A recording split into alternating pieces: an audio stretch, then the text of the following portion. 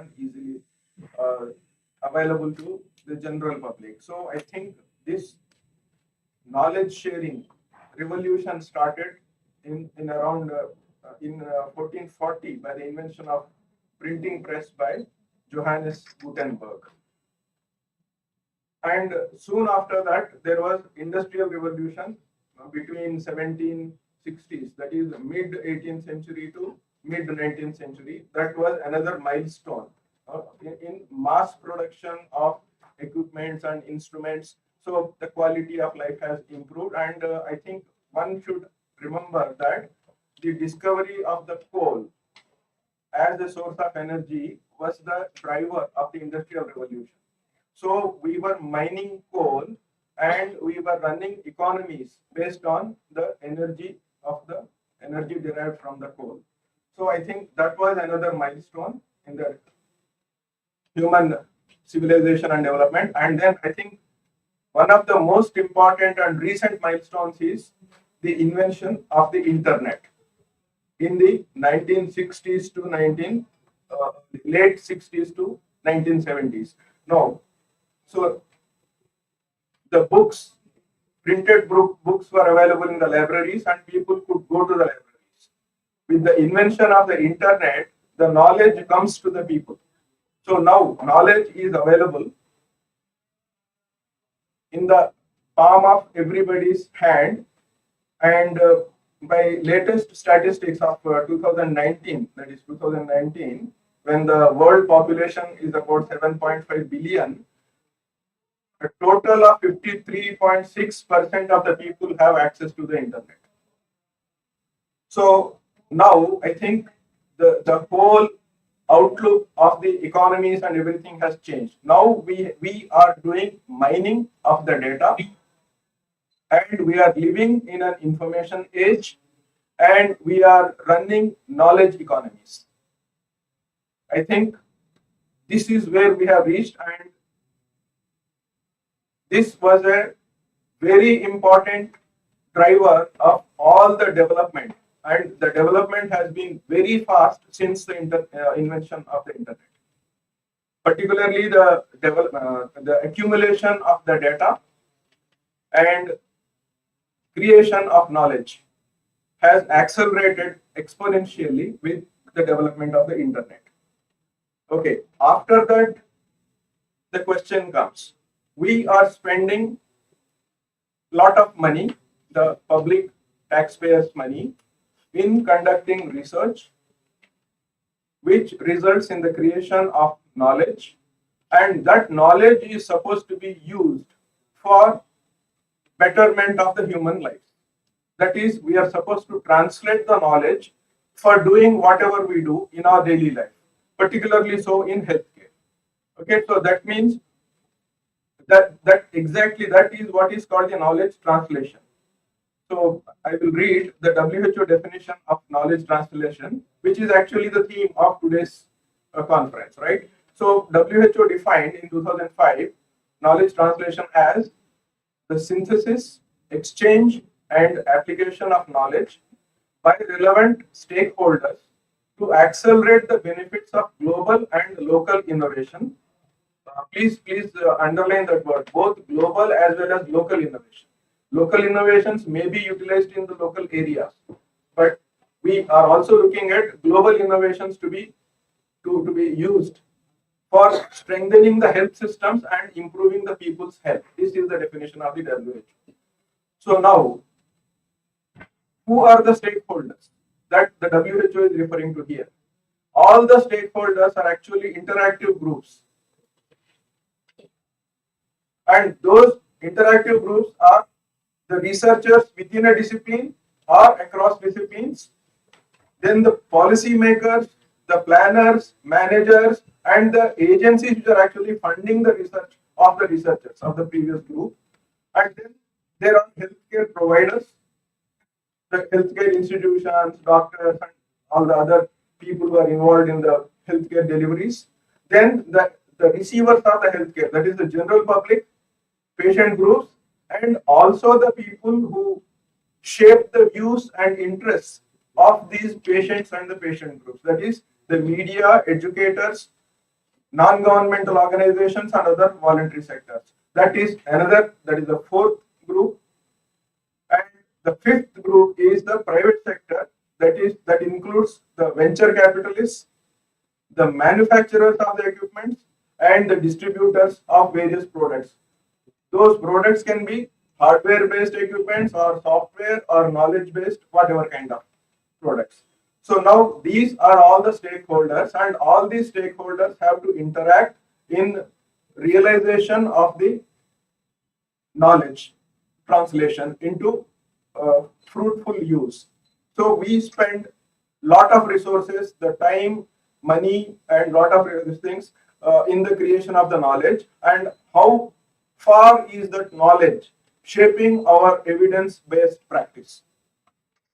So now all of us realize that the healthcare is not of the most desirable quality in all parts of the world.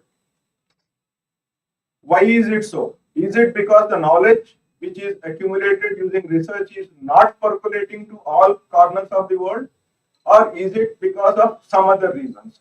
So we all agree that the level of knowledge translation is not to the extent that we appreciate, that we like.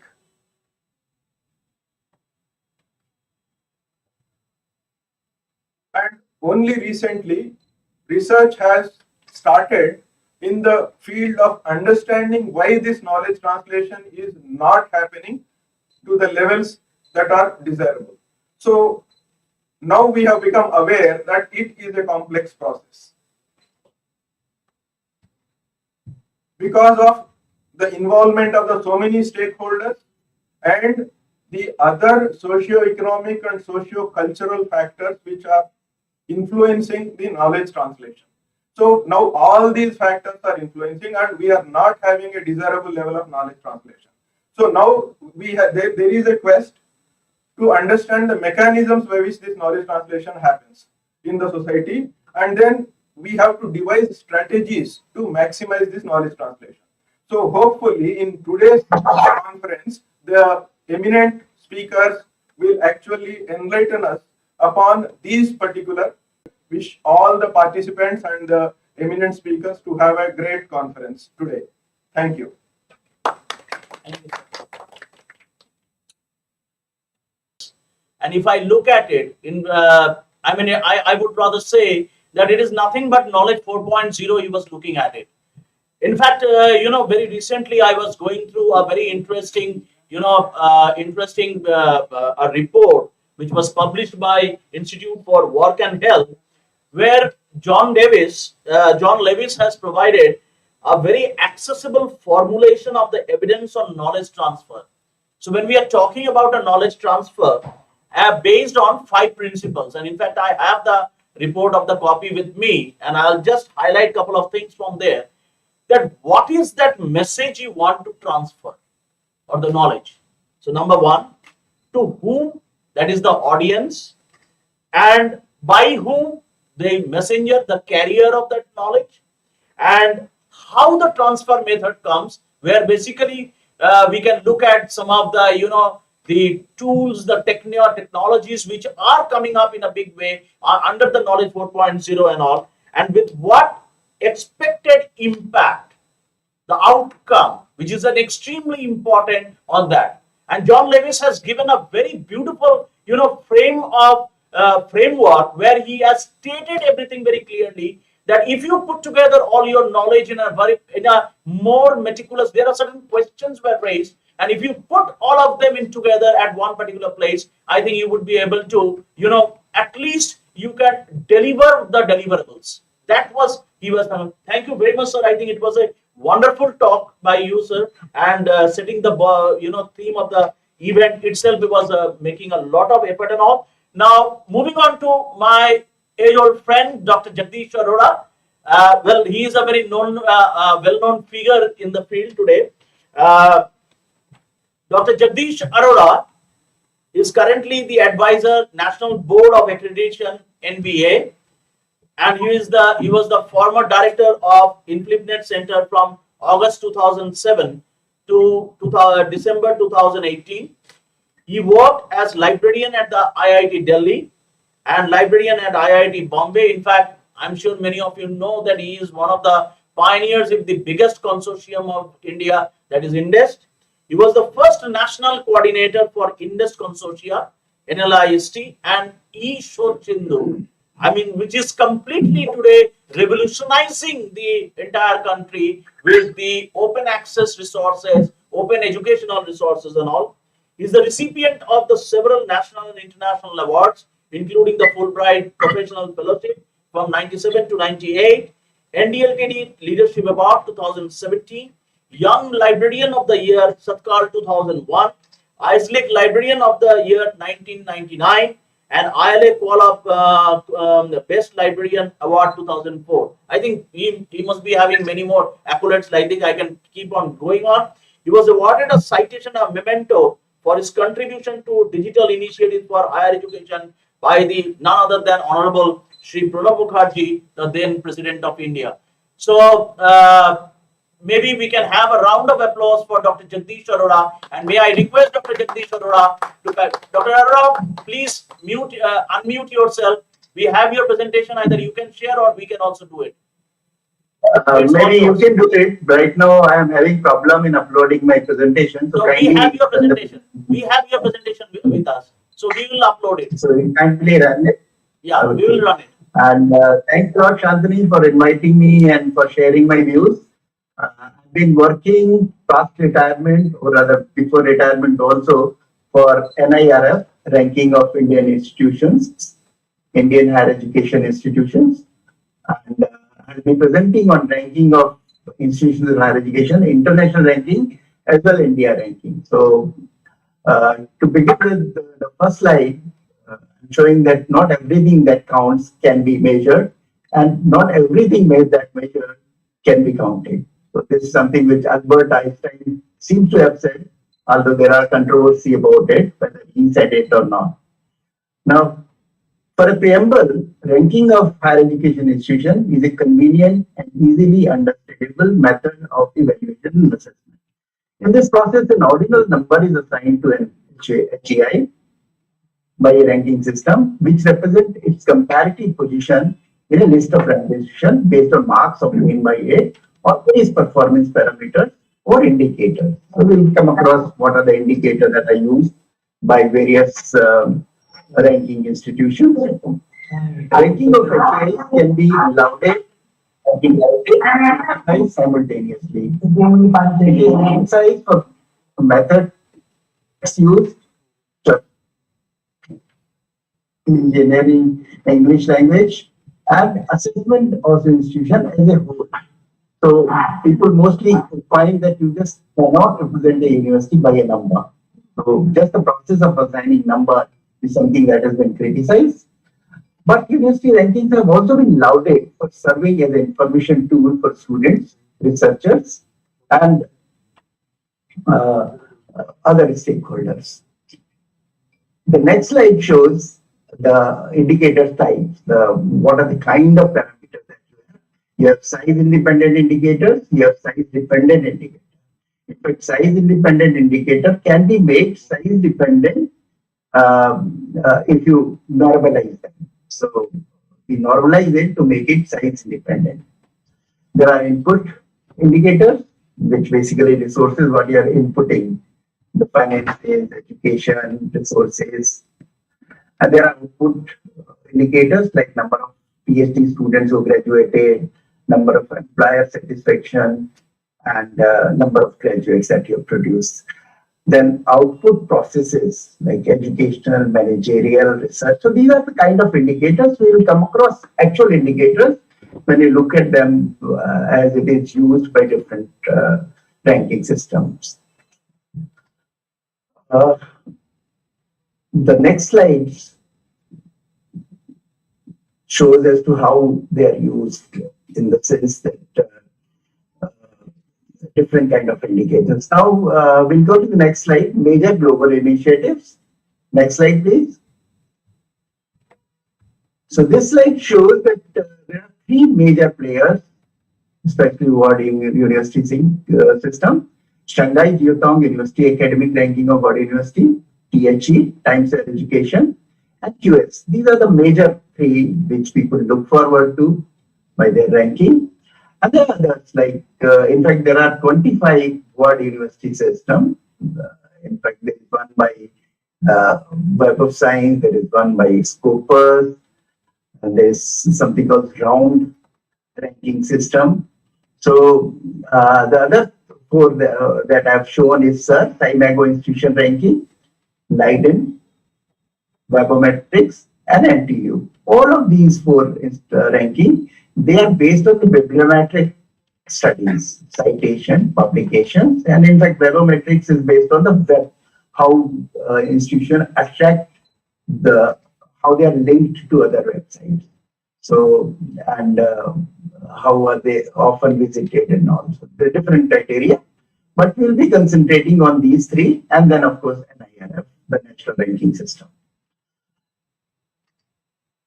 So, if you come to ARWU, the first ranking system, also known as Shanghai ranking, this was the first ranking which came in 2003. The league table was originally issued by Shanghai Jiaotong University in 2003, making it the first global university ranking with multifarious indicators. ARWU is often lauded for its objectivity, stability, transparency, and its methodology. One can see that they do not ask anyone to give any data. The data that they get is public domain or third-party sources like Web of Science and Nobel Prize. They put a lot of weightage to the Nobel Prize, so Nobel Prize data is taken from the Nobel Prize sites. Then it is criticized for size dependency parameter that benefit larger institutions, bias towards science and technology, and larger weightage to publication and citation. More than 70% weightage goes to the citation and publication. It is said that ARW represents interests of China as buyers of education and thus provides accurate picture of quality of education. There are a number of products in the sense that ARW is one of them, but they have Great China ranking, medical ranking, Macedonian HEI ranking, and so on.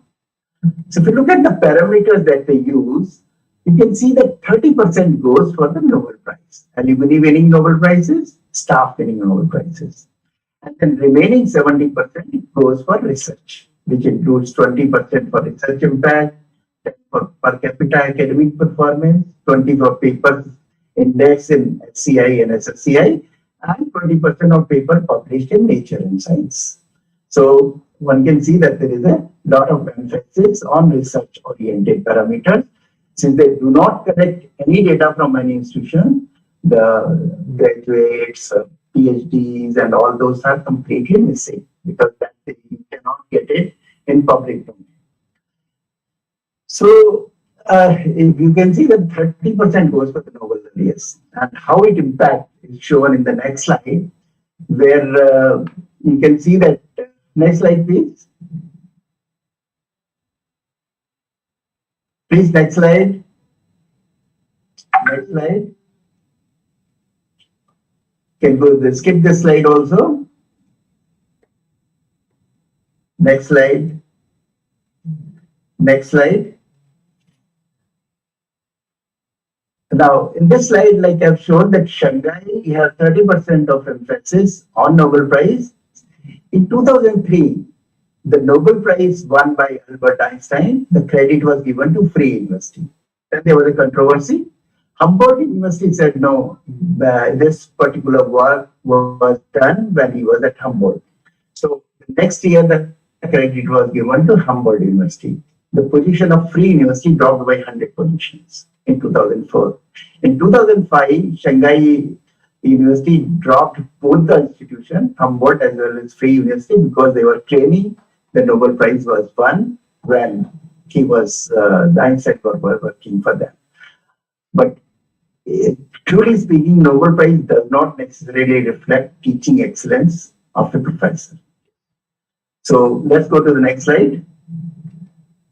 The next slide shows that there are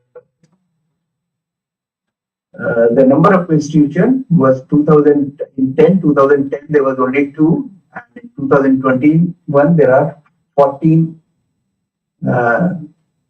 Nobel Prize winners. Oh, sorry, 14 institutions that appear from India.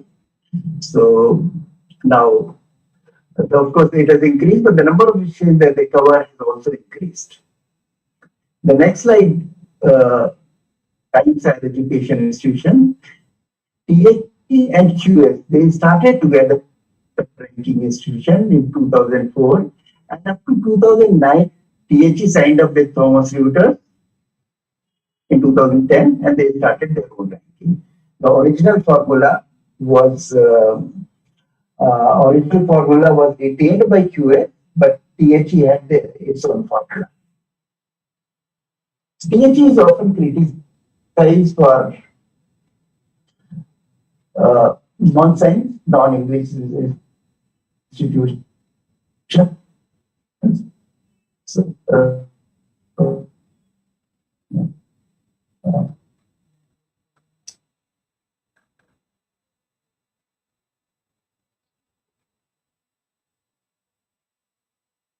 university is an economies of country in Western. The current publication, as in case of AIIMS, they have number of current publications, which includes reputation ranking, global subject ranking, regional league tables for Asia, Latin America, Africa. In fact, 2022 ranking is already available for THE. The next slide.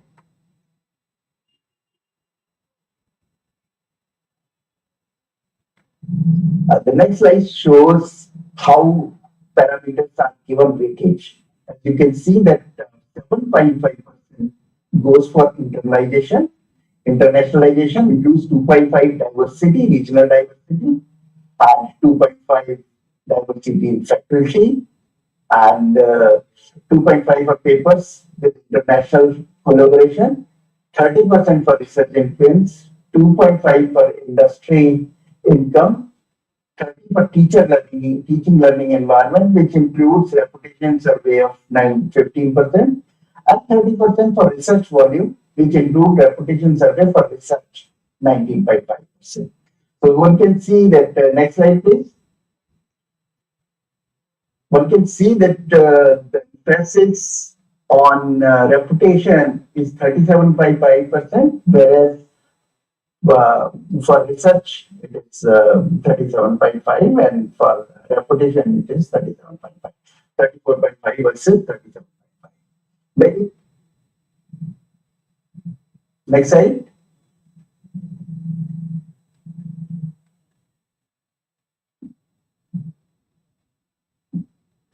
Yeah, this slide shows as to how Indian institution has performed in THE. One can see that it started with 0 in 2011, where they had ranked only 200 institutions. It has gone to 89 institutions in 2022, where they ranked 1,600 institutions.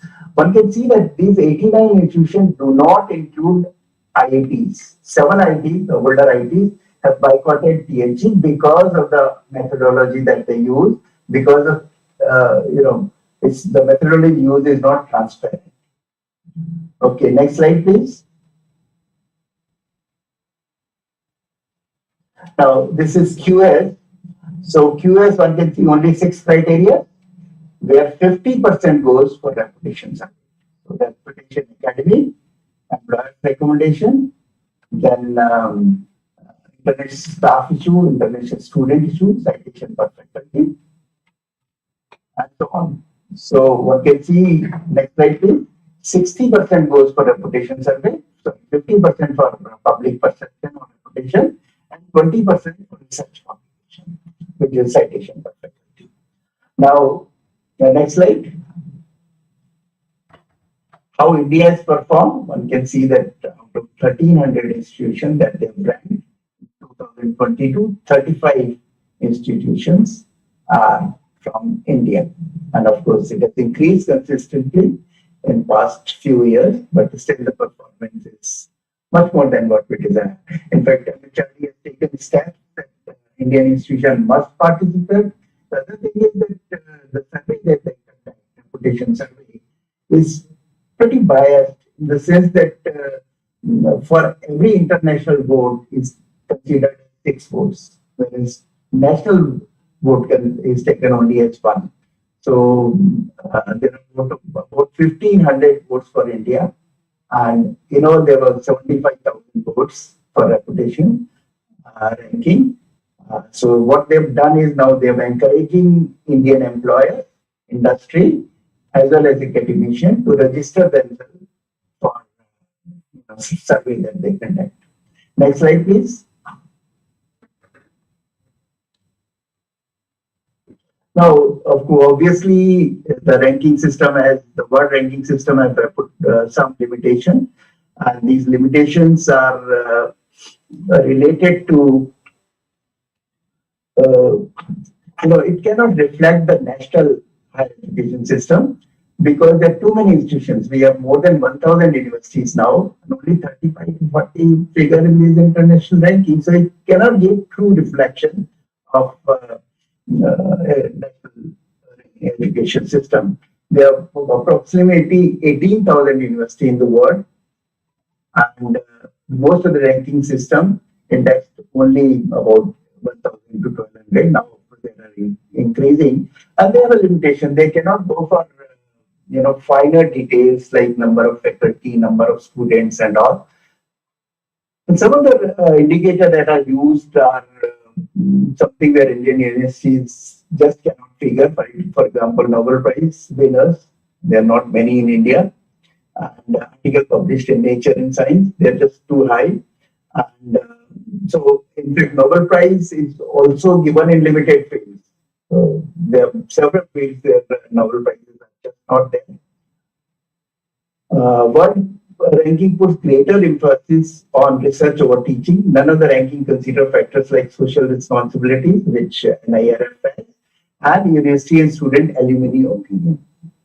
Reputation or perception-based evaluation is obviously highly objective, highly subjective, and biased towards universities in the Western world.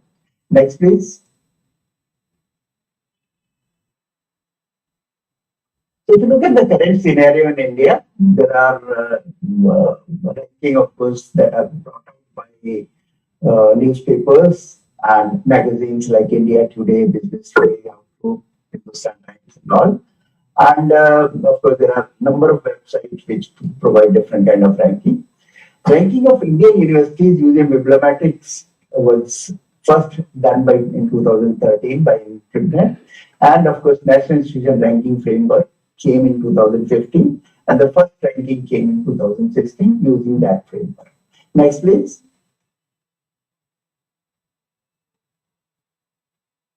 So in Deptt used two methodologies. One is IUGR, developed by Spanish group, and National Taiwan University.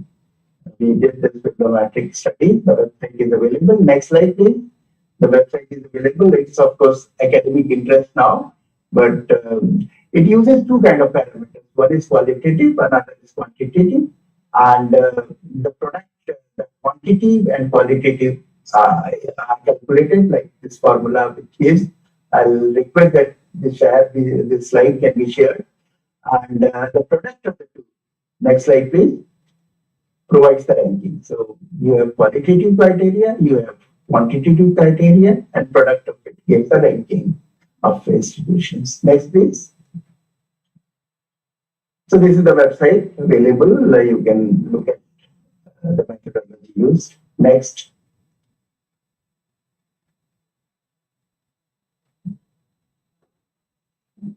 Next, please. Now coming to NIRF. Next slide, please.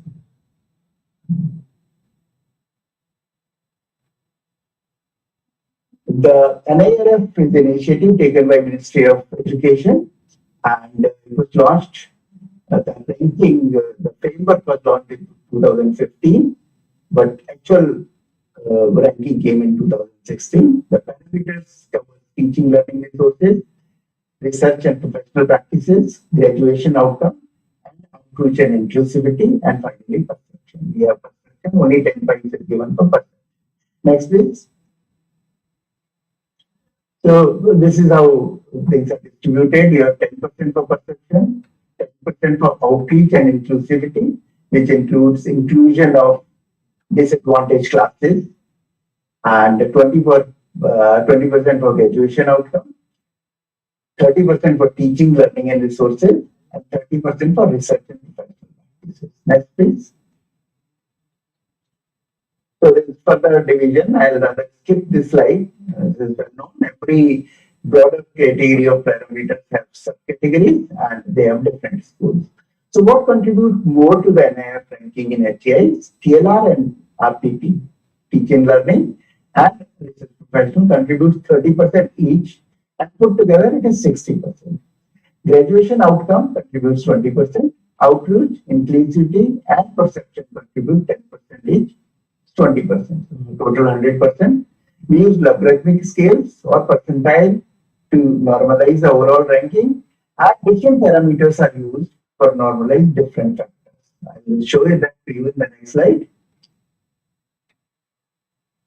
So financial resources and their utilization is normalized by number of students. Publications is normalized by number of faculty. Citation is normalized by number of publications.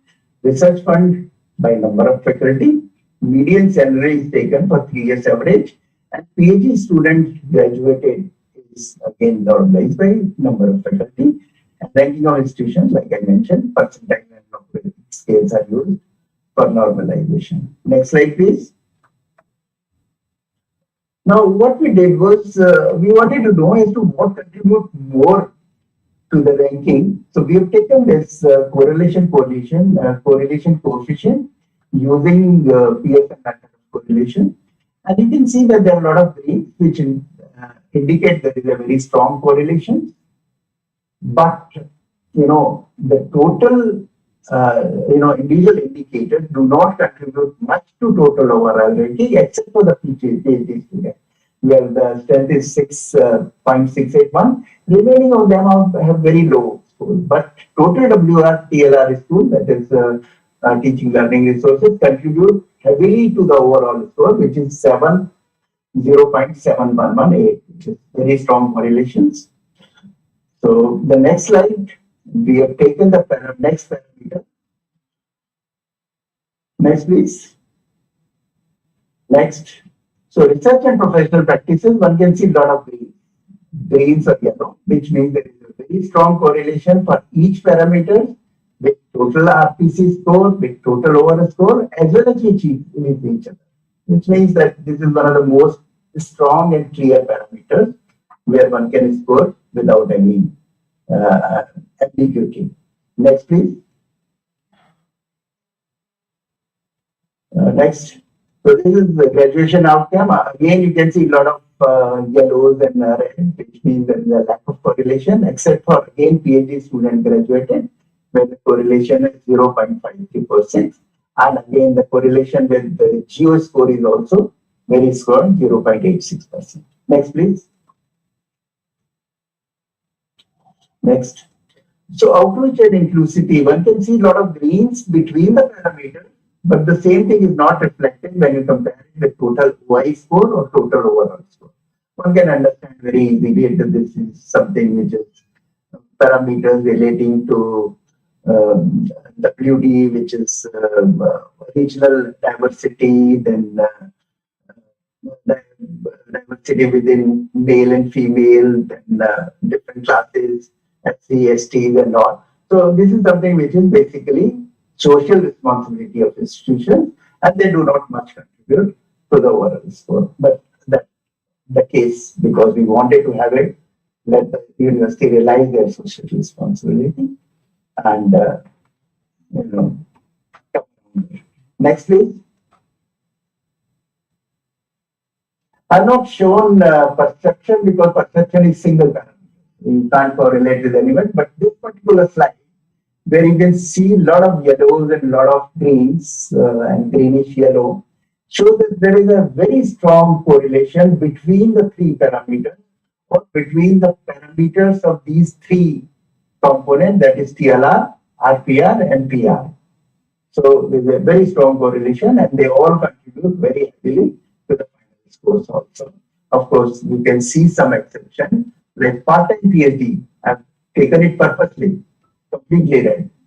whereas full-time PhD, the good contributions are there. So it indicates as to what direction things are going.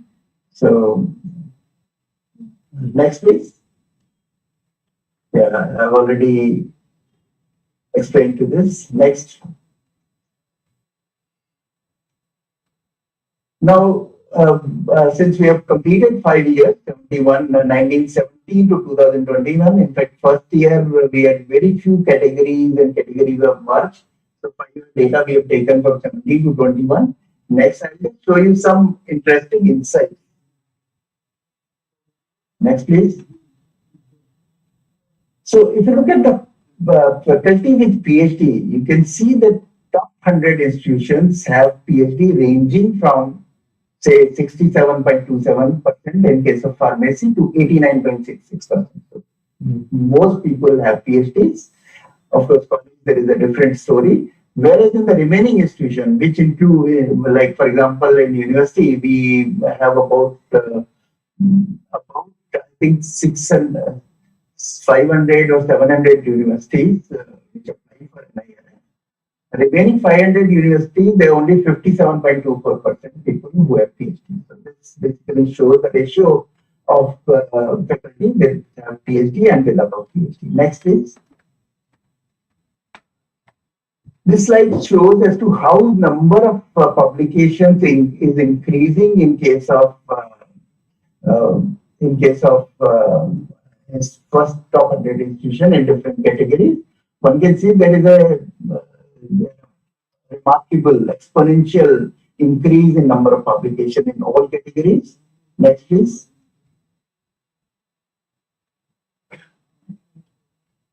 The same story goes for citation. What is interesting is that from 2000 to 21, in 1 year, the citation increases quite a bit. You can see the chart going up, whereas in all other years it is kind of not very exponential, but gradual increase. So this is quite surprising. We wonder what they did. Maybe they have included more publications because this agency keep including more publications, so they might have included. So this increase is quite sizable. Next, please. This basically shows ratio of research publication in top 100 universities versus remaining universities.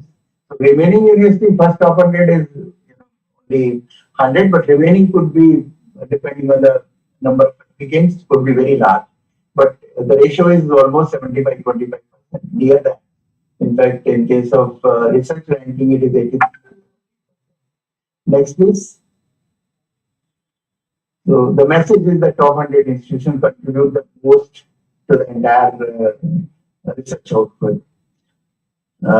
Highly cited publication, we take this criteria where we take 25% highly cited publication, how many Indian institutions figure in that. So again, first 100 institutions account for quite a large number of publication. Again, 75-25 ratio is there. In fact, in management it is 91-9 and in pharmacy 90-10. Likewise, next please. Interestingly, there are institutions who have zero publication, but they've applied for ranking. So this slide shows that in overall category, there are 72 institutions which had zero publication, 364 colleges, 335 management institutions, 0%. So next, please.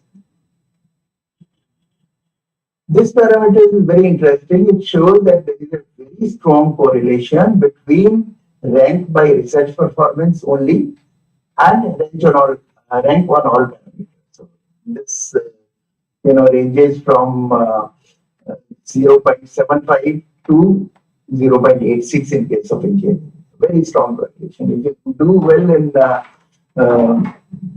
research, you do well in all subjects. Next, please. This is the rank correlation in different years. Next, please. Next. You can skip this slide now. Graphics only. So to sum up, all NIRF ranking parameters do not contribute equally to the total ranking score. Several parameters make substantial contribution to overall ranking, whereas some other parameters do not make authentic and substantial contribution to the overall ranking. Individual parameters and the broad category of parameters, namely TLR, OPT, perception, correlate strongly with each other as well as with total overall ranking. These three broad category of parameters contribute substantially to overall ranking score. Broad category of parameters, which is outreach and inclusivity, consists of parameters representing social responsibility of higher education institution. Individual parameters under this broad category do not correlate with total overall score. So India ranking uses a number of normalization techniques to make the parameters size and age independent. So this was my presentation. Thank you for your patience hearing, and I'm sorry that I had some mix up in I have a laptop which is Mac and there are some issues there which I've not been able to do. So thanks a lot to Shantanu for helping me in this presentation. Thank you very much, Dr. Jagdish, for such an interesting presentation. In fact, I mean, this is not the first time we are hearing you. I mean, whenever you deliberate or discuss on a particular area, I think you go do a very deep research on that particular area. In fact, it just reminds me, there is a very new concept which European Union has started now, which is basically called as, responsible research and innovation, where they are also now started looking into, responsible metrics. Like for his invited talk on emergence of research data management in health sciences. Dr. Prasad Srivastav is presently working as librarian grade 1 in Deptt Library, AIIMS, New Delhi. He has professional experience of 17 years in medical librarianship. His work profile consists of library resource development and overall resource subscription of Deptt Library, AIIMS, New Delhi. During his career, he has performed in various important capacities for AIIMS Library. Dr. Prashant sir, please.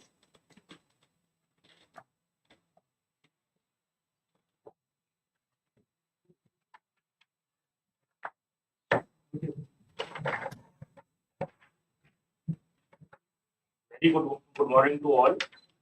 Myself, Dr. Prasad Srivastav. After a very in-depth and technical presentation by Dr. Arora regarding the World University ranking, I want to draw your attention. One of the major indicator which plays a major role on the ranking of the universities, that is the research. And now these days, research data management is the core support for the various research universities, and especially the health sciences research data management plays a very vital role. And I explain this, present this topic. First, what is the research data? Research data is a valuable resource for universities around the world. Knowledge centers and libraries are paying much attention to develop structure and services to deal large amount of research data in multiple disciplines. The purpose of this presentation is to explore following facts. What is RDM? And roles of libraries and librarians. Present status of research data management in leading health discipline universities. Recommendation for best practice for research data management. Now we first just understand that what is the research data management life cycle. During the complete research life cycle, research data management supports on the various stages, where it starts from the proposal planning writing, then further project startup, data collection, data analysis, data sharing, end of the project. During this life cycle, there are the major parts where data management plan supports where the data, where how the data, that research data will be collected, what is the plan of the researcher, that how that data will be classified, preserved, managed, and further shared. Then what are the components? Those explain that how that data will be classified. That cover under the metadata schemes of the data management, research data planning, and visualization tools. Further, research data preservation and share. Now first we understand what is the research data management. And this slide explains that the general practice of the researchers. all over the world from the advent of the new ICT technologies and evolution of the conventional research to e-research, electronic research. A large volume of the research data generates, and that is also a problem for the researchers and the also the funders of research that how to deal this data. The personal practices, this research data maintained by their personal spaces. Further, RDM is the process of managing data collected and produced during a research project.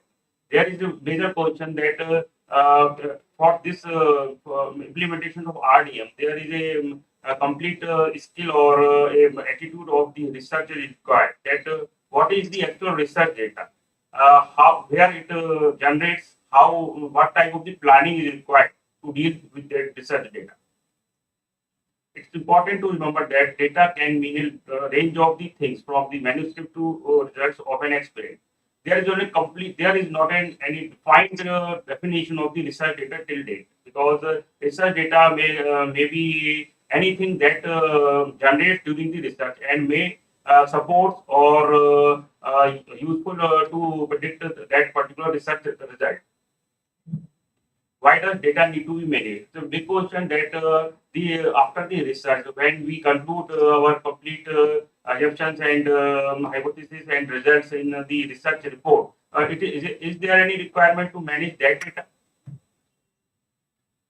There are benefits to both the researchers and the funders of good data management, because now these days the funders of the research also require their mandatory requirement for the what are the research data plans of the researcher to proceed that research.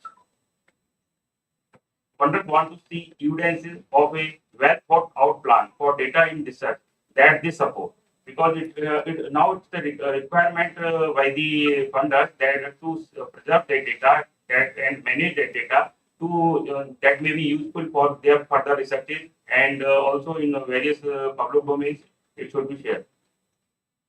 RDM increases the efficiency of the researchers by helping them to be more organized.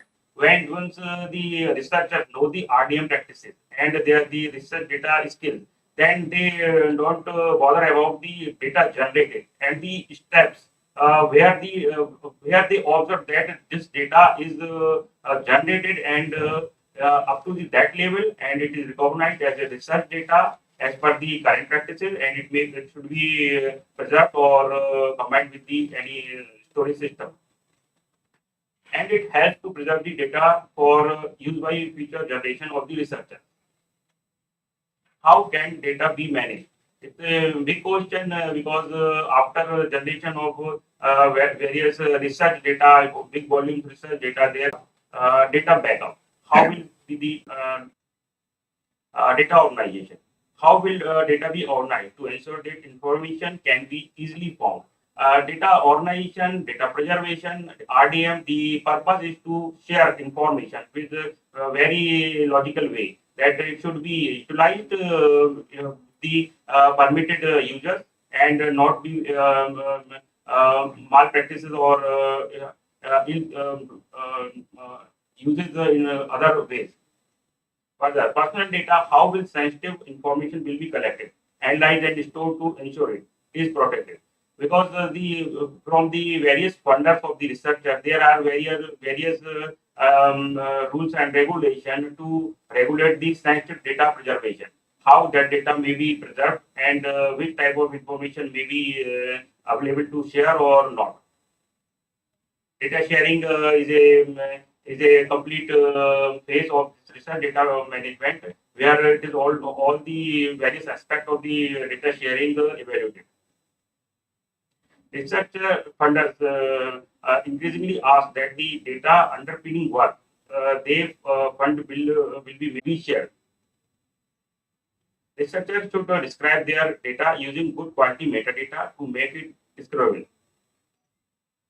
Now, research data should also be shared in a suitable repository, either at the institutional, subject, or journal level. At this point, researchers are required to be informed that what type of the repositories or research management system available, where they can share their data without any further challenges for sharing.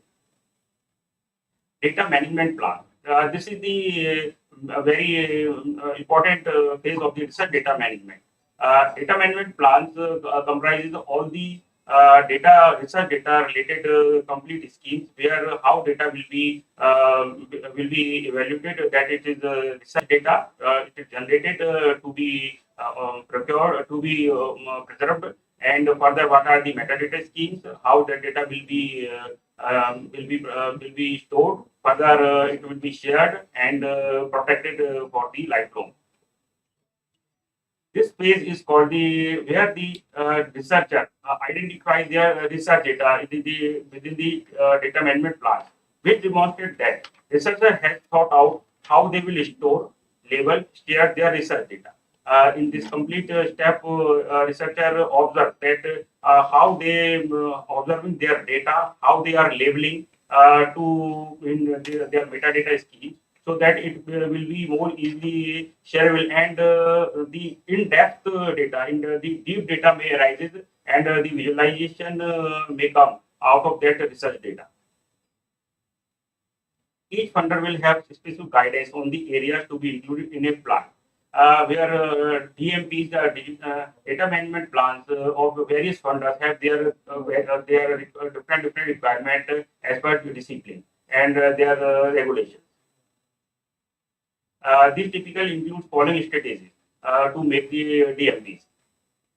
The type of data collected, how it will be stored, how data will be backed up, by which metadata standard will be used, if personal data will be collected, how it will be dealt with, and how data will be shared both within and outside the research group.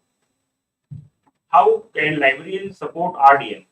At this point, I want to inform you that from the age, libraries are responsible or trustworthy companion of the researchers, where the researchers provide their complete research report, one copy in the library from the ages. So libraries are the trustworthy company of the researchers, where libraries may also support research data management, and the researchers and the stakeholders rely on the librarians and libraries. There are a number of ways for libraries to support their research data management. They can provide guidance on funders in a particular discipline.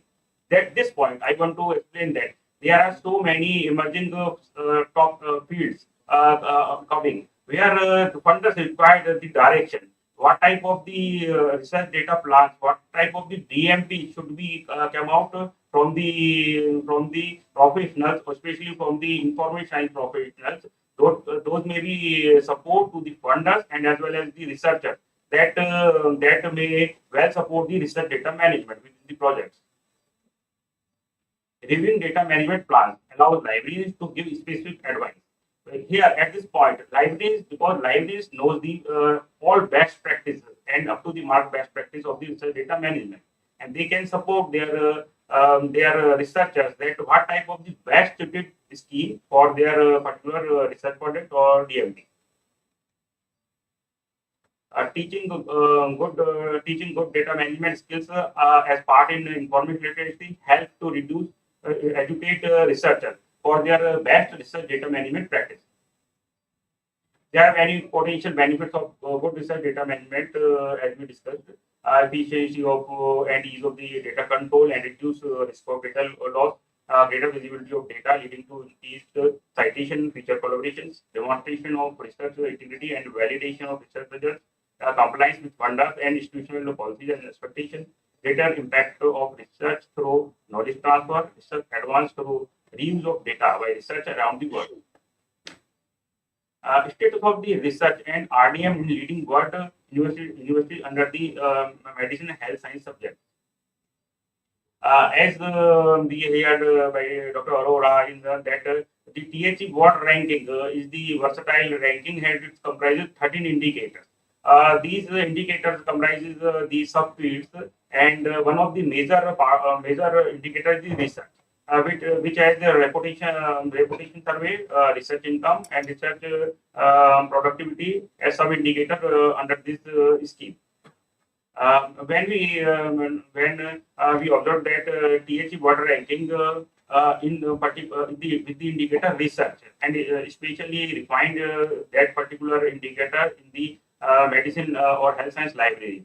Then there are the leading research universities ranking, where there are the top 10 ranking of the universities is University of Oxford, Cambridge, Harvard University, California, Stanford, University of California, Berkeley, Western Tsinghua University, China, Peking University, and Massachusetts Institute of Technology.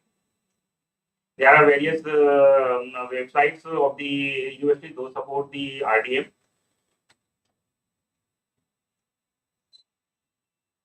This is the data management plans at the Christian universities, which provide the complete support to their researchers regarding the how tailor-made data management plans may be provided to the researcher for their research. This is the status of the medical research data management initiative around the world. Where we can clearly observe that there are various countries from the world are in their initial phases, and some of the countries have leading edges here. That most of the research data management initiative in medical science is in the United States, and here we can see that India had 15 initiatives, and I want to inform you that all these 15 initiatives are from the government institutions, organization. None of the this particular initiative recognized or standardized as any academic institution or educational institution. These are the leading countries. Those have the research data management initiatives. Now, finally, the recommendation for the best RDM practices. Because the RDM is very relevant and required in the near future, because it provides the validation of the research and support for the funders and future researchers for their research, where the duplication of the research may be avoided.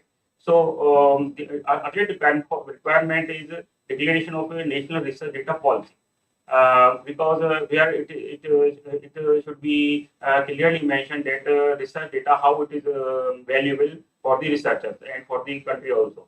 Institutional mandate for research data management, capacity building programs on research data literacy and research data management, international recommendation for research data standards, global institutional framework designed for RDM implementation.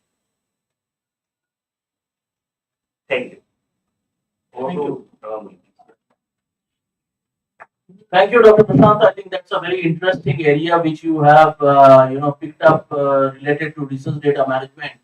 And I think there is one particular component which I would like to specifically highlight here, that the leading, the funding bodies, they have specifically, especially the multilateral, bilateral organizations, I have been associated with many of them, even in the government also, that they have very specifically in their RFP and all, they mention that whenever you collect a primary data from the fields and all, you have to make it on an open access platform, so that you don't reinvent the wheel. So more and more those polished and the completely well automated data has to be we have to. But one of the important component which I generally would like to highlight from your end, that we need to understand the data first.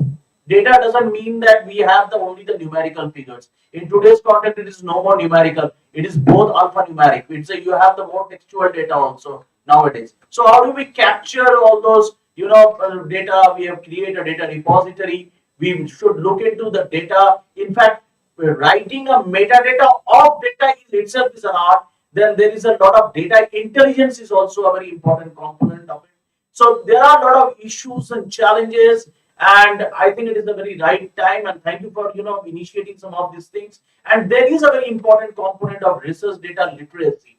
In fact, in a global community, I find that a lot of work is taking place, because on one hand you have the more EMR data is coming up, EHR data coming, a lot of data And even in the clinical decision, we have Professor Sharif with us. He can also highlight that there's a lot of data is coming up and how it is playing a very pragmatic role in the clinical decision support system. Without that data, it can't be possible today. So that's a very, very important area which you have highlighted. Professor, yeah, Professor Sharif. Yeah, thank you, Dr. Prashant. I think you have underlined the importance of the data management systems in any healthcare research and academic institutions. So here, in a healthcare setup, I would like to emphasize that data is not just alphanumeric; it is also graphical. So there are a lot of images, a lot of images, CT, MRI, X-rays, ultrasound, and there are also time sequence data.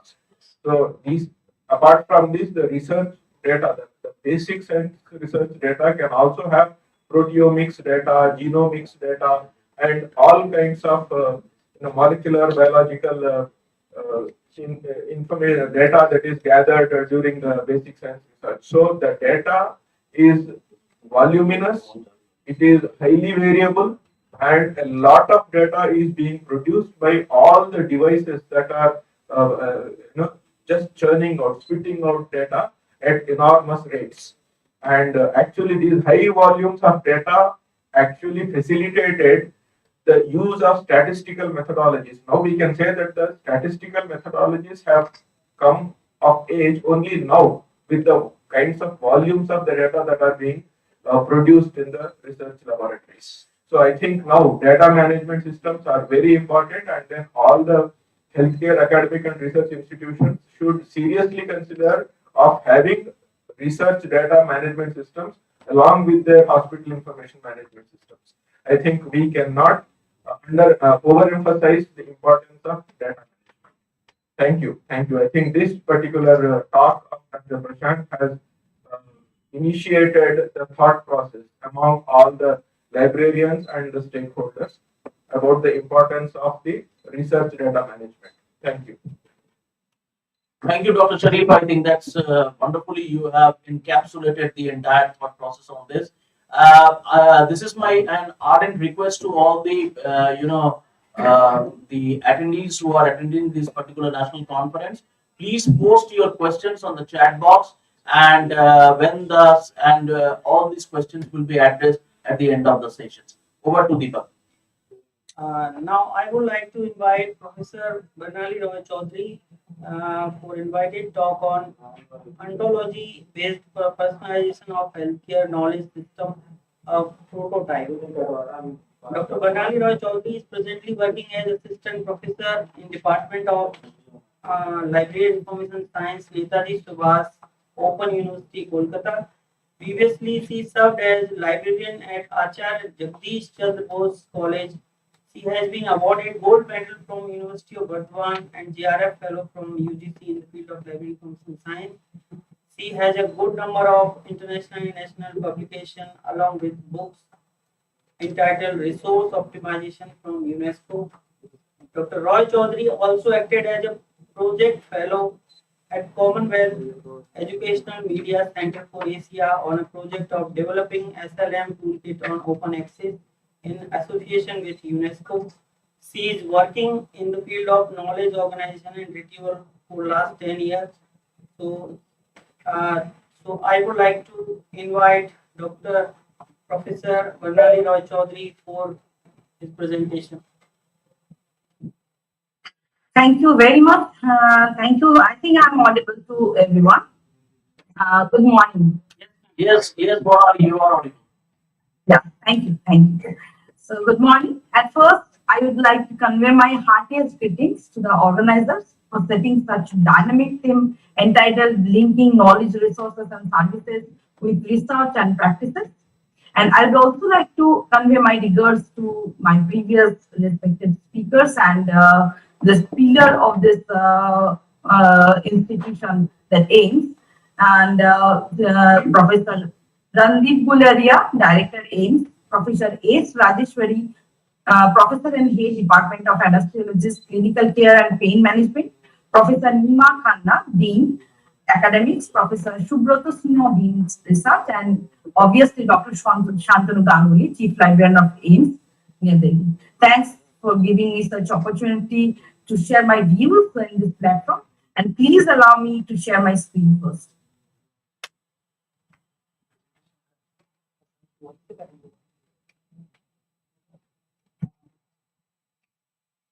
Please share. Pranali, please share your presentation.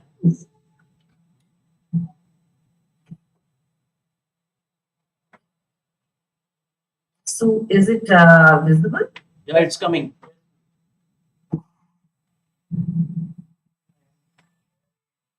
Can you do it once more, please?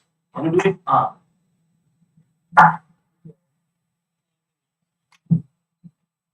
Pranali, it hasn't come. Yeah, is it visible? No, it's coming. Yeah, it's coming now.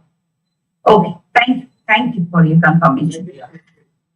Okay, so let's start today's matter of discussion. Can you put your presentation, please? Yeah, please.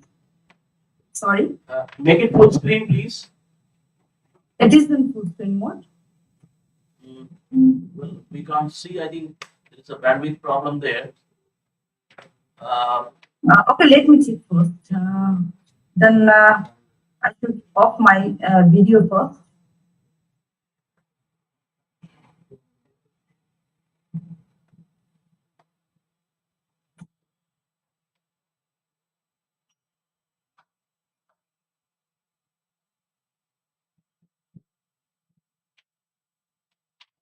Is it now visible in full screen mode? Not yet, but you please carry on. I think we can see it. Please carry on. If it comes, it may take its own time. Okay, thank you for very much. So let's start today's matter of discussion, which is entitled as ontology-based personalized information retrieval of healthcare system. I just want to focus this entire time of my talk is on knowledge organization, information retrieval, domain-specific existing ontology, and research support tools. So domain-specific existing ontology is also there. We just try to retrieve that one, and so that we can trigger our research activities or research process with the help of research support tools. This is the main focus of this talk or of this delivery. So the coverage is mainly how two ontologies assist in finding subject content, and second one, how systematized searching may trigger a sophisticated search for finding subject content without wasting of time or in any place at any time. So this is the main objective, or this is the main coverage and specific coverage of this talk. So why we are talking about this ontology, why we are talking about knowledge organization, why we are talking about the information retrieval with high precision and low recall value, etc. So there. Sorry to interrupt. Are you moving your slides? Yeah. I think you have to. No, we couldn't see the next slide actually. So can you please switch off your video and then and please represent it once more. Now it has come.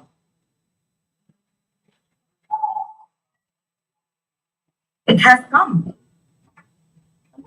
Yes, Dr. Pranali. I can see Oh. common hindrances. Okay, thank you.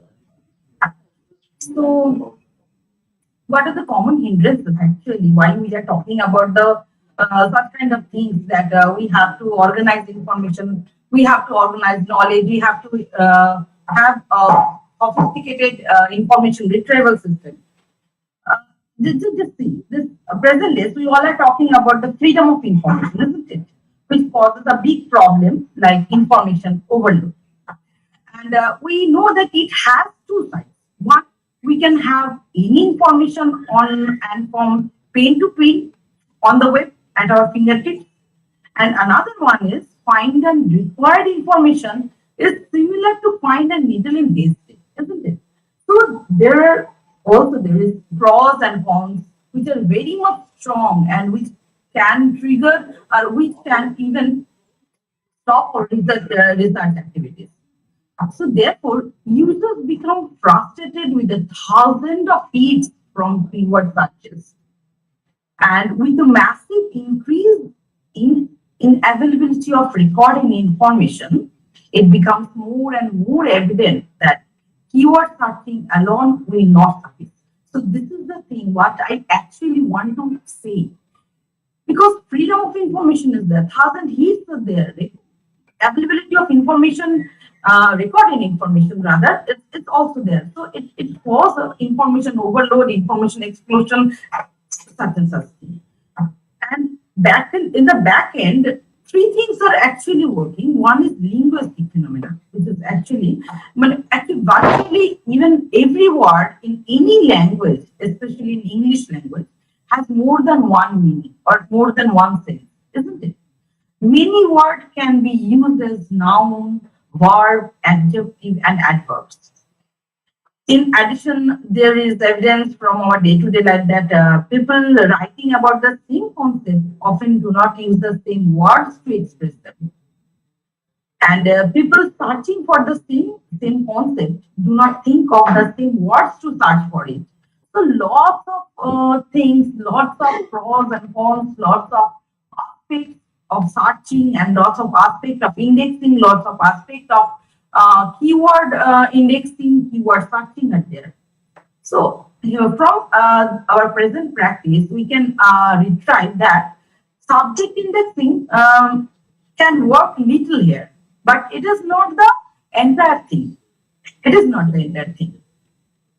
So the clear implication of this thing is that the present scenario on the control vocabulary is needed to reconcile all the various possible words, and that can be used to express a concept and to differentiate among all the possible meanings that can be attached to certain words. Isn't so? Actually, what we need increased retrieval efficiency. We need an automatic knowledge summarization mechanism which can translate our machine language to our natural language or language which actually human understand.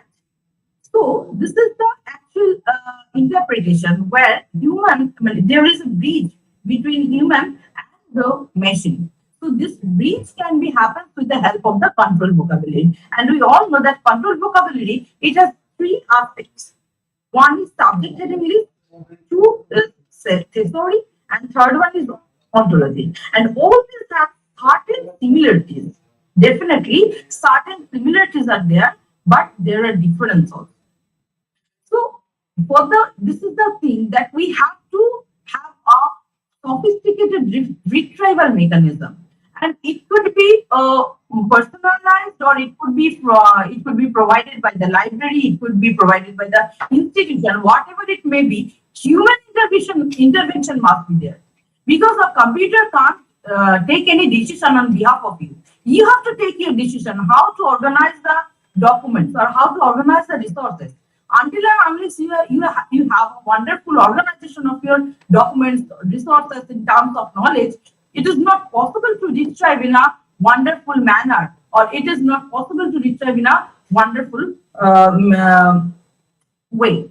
So we must have strategy, but before in starting strategy, we have to have an organization strategy, and it must be possible with the help of the system. System means it's all about subject heading list. It's all about theory. It's all about ontology. It means the amalgamated form of these three. That is a full thing is the control vocabulary. Because suppose we are talking about lift, and in American accent they are talking about the elevator. So it might be a book is on lift. A retrieval mechanism may fail to retrieve the book on the elevator, but things are the same. So in that case, we must have to have a control vocabulary. And subject heading list, actually, what is the difference between the subject heading list and the thesauri? Is subject, just see the subject heading list have been created largely in library communities to maintain, to organize the library catalog. It is for the subject heading list. And for the thesauri, it is actually largely created by the indexing community. Thesauri is meant for the indexing, subject index. It is not about the, not that much sophisticated like subject heading.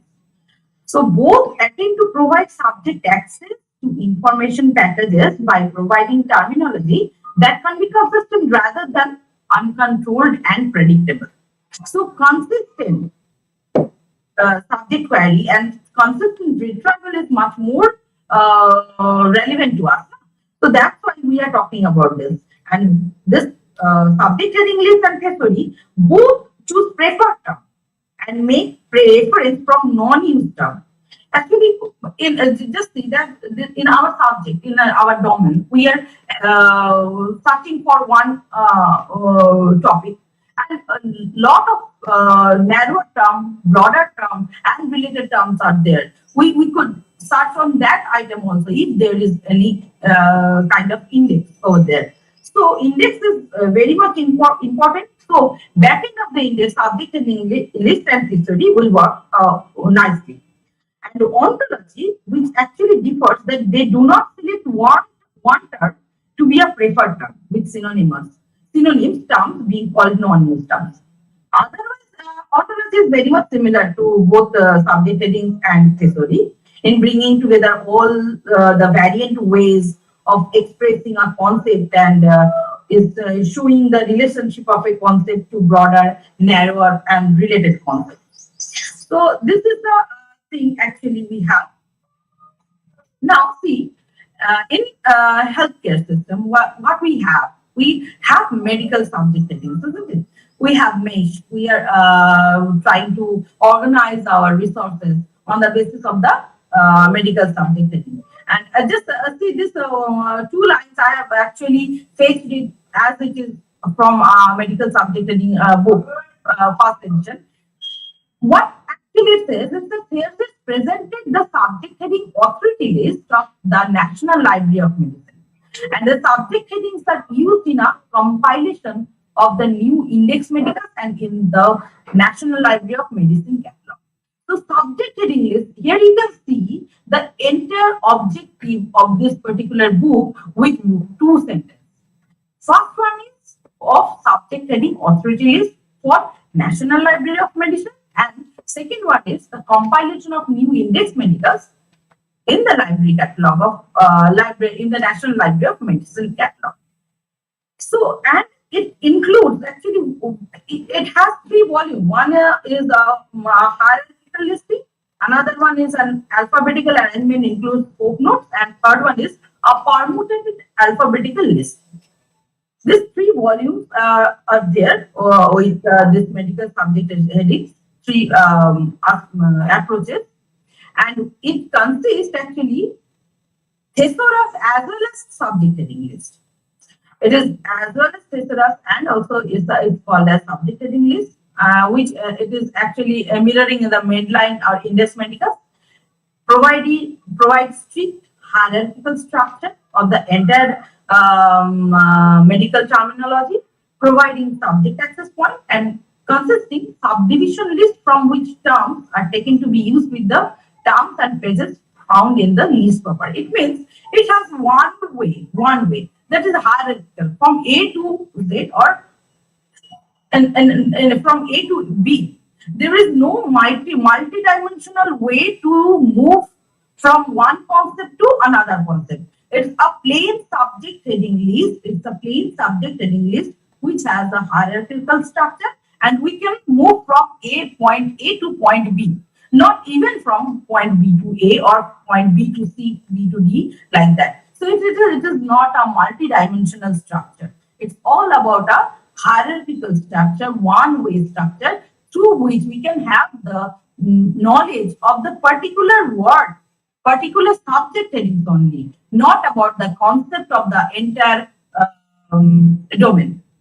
So So this is the limitation of the medical subject heading or any subject heading in comparison to the ontologies. And we have also in medical fraternity, we also have the medical subject heading web version.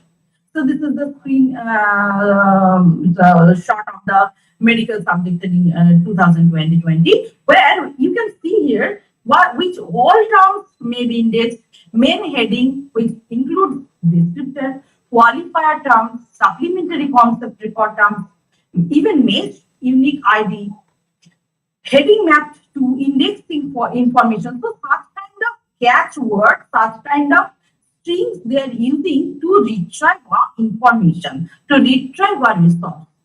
This is the main thing.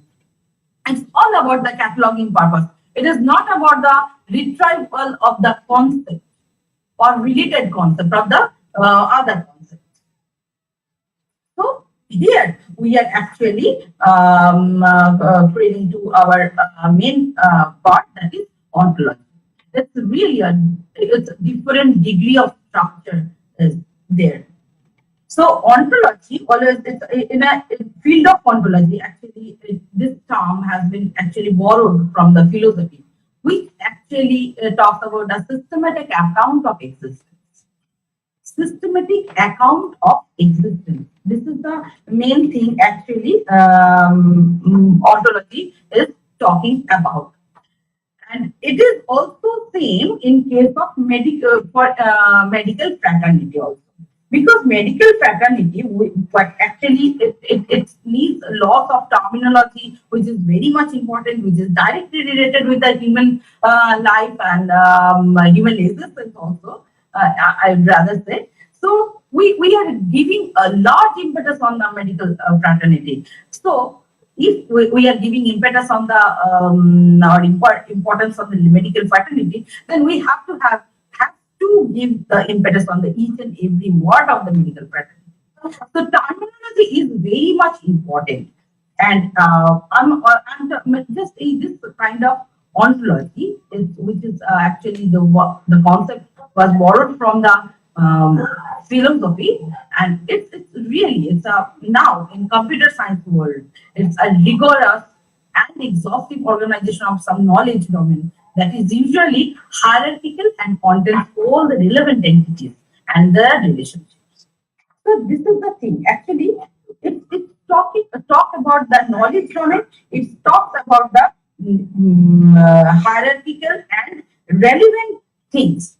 Though it is a concept of philosophical worldview, but it's nowadays more recently actually the term came to be used for the categories of things that may exist in a particular domain and to refer to the knowledge shared by person working in a particular domain. And just believe me, in last few decades, whenever we are actually moving with the information science community, we are in dealing with the computational technology. Here, actually, on ontology, it is designate the building blocks that are used to help computers and humans who are actually sharing knowledge in one platform, with lots of controlled vocabulary, with the natural language processing, with the help of the thesaurus, and in backend we have the subject heading list. So this is the actual path or the area where ontology is actually built up, and we are using such kind of ontologies on the basis of that. So, and it is really word net. Actually, I have taken this definitional analysis from WordNet. It is also an ontology itself. WordNet is also a general ontology, and it is only a hierarchical ontology, though. But still, we are taking the reference also from the ontology for this. So why we are talking about the ontologies rather than this subject heading list or thesaurus? Because just see, we are in any ontology, three things are focused. And one is narrower term, one is broader term, and another one is related term of a particular subject domain. So if a narrower term, broader term, and related terms are there, so in backend there are few syntax actually working. One is synonym, coordinate terms, hypernyms, hyponyms, holonyms, like that. And just see, in case of ontology, there are several structured things are there. And along with these synonyms, coordinated terms, hyponyms, etc. are there. Still, we along with this subclass of one of equivalent class, intersection of, disjoint with. So these are the actually provisions through which we can retrieve the terminology, through which we can not only terminology, we can retrieve the concept to state the entire knowledge domain on a particular area. And now just see, this is a formal definition given by Gruber, that formal explicit specification of a shared conceptualization. Formal explicit specification of a shared conceptualization. So explicit, what is formal? Definitely machine readable. And then unambiguous terminology definition, commonly aspect understanding, that is sharing, and conceptual model of a domain, just only for a domain. And it covers different ranges. So just think about this health information system. We have control vocabulary, we have subject and English like image, where actually it is working in Medline, in Index Medicas, in any retrieval system of a sophisticated subsystem. Even not apart from this mesh, we have shares list of subject heading for general subject heading list. For the not only for only medical, for the general subject heading list, we have shares list of subject heading, library of common subject heading, like that. Linguistic structure, which we are called as lexicon ontology. Hierarchies like gene ontology. Gene ontology is really, it is available in the website in a free manner. Then description, logic, formalism, philosophy which inspired. So such kind of things are available, and we are amalgamating, we are collaborating such kind of information and giving you in this platform. Systems, always systems are there. We just we have to use them for the better retrieval. Such kind of ontology editors are there: OntoEdit, OntoLingua, RDF Edit, Apollo, Oil, Prodigy. So the most, and if these are available whether fee-based or free-based, as I am the open access advocate, I will definitely go with the open source software, which is actually here. Prodigy is open source software. And this is the homepage of Prodigy. Where why I'm talking about the direct software? Because you can even modify, you can install this very easy software just by one click on your computer, so that you can have your own information at your own computer, at your own machine. You don't need to have any, you don't need to visit any library. You don't need to visit anywhere or any institution to have your information. Just install this software in your particular machine, in your personal machine, and you will have that information. Just see how I am doing all these things with the help of this Prodigy. You have to just click on the download option, and it will definitely give a space where it is actually fetching the details and fetching the things from the particular website. It is actually developed by the Stanford Medical Informatics, and it has its extensible plugin architecture, supports graph view, consistency check, and web marking. So now, it has its own feature, because without knowing its feature, why we will going to install our software in our machine. Just see the features. It has W3C standard compliancy, customizable user interface. As I'm talking about the open source, it is a open source software. So binary code as well as the source code is available. You can augment it as per your choice if you need it, or if you have that much knowledge on it. Otherwise, you can have that knowledge by going through the supported file of this particular software from its own homepage. So customizable user interface, visualization support, ontology, refactoring support. You can even add or delete the subclasses. You can even augment it as per your requirement, and it has cross compatibility with the web Protege, because I'm here actually showing the Protege, which is a standalone version. But you can use it in your computer without having any web page. Just you have to install that software in your machine, and you can have the information on this. So now start with the download procedure. I'm choosing here the download for Windows, and having just clicking on this particular area, it will ask me to register yourself.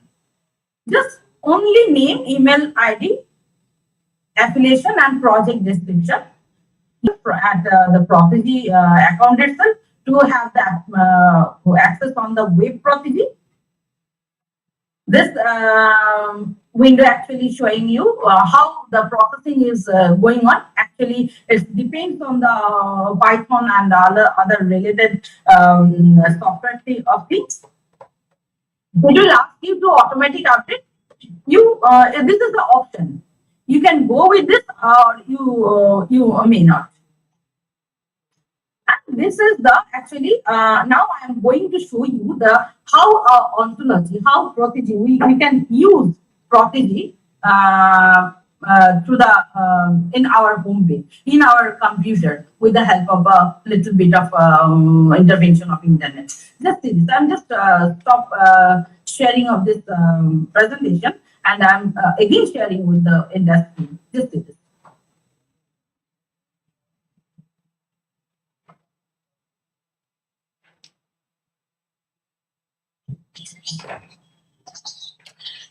Okay, I think it is visible. It's coming, Bonali. Bonali, you have to wrap up in another 5 minutes because Yep, we have yeah. another session also. Yeah. Thank you. Is it visible? Yeah, it's visible. So what we have to do, just see here. We already have existing ontology. That is the ontology for general medicine science. I have taken this as the example. So you have to just this Protege software, it is supported only OWL extension. So you have to copy the link from here, and you have to just paste it on. You have to open a file to have the entire information. Open from URL, or you can open your file from your machine also.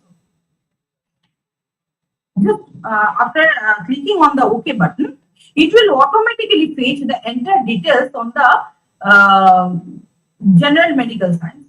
And just see the ontograph. It is actually expanding not only the entity, you may have the information on the related aspect. Lots of related aspects are there, and you can have the information on that particular thing.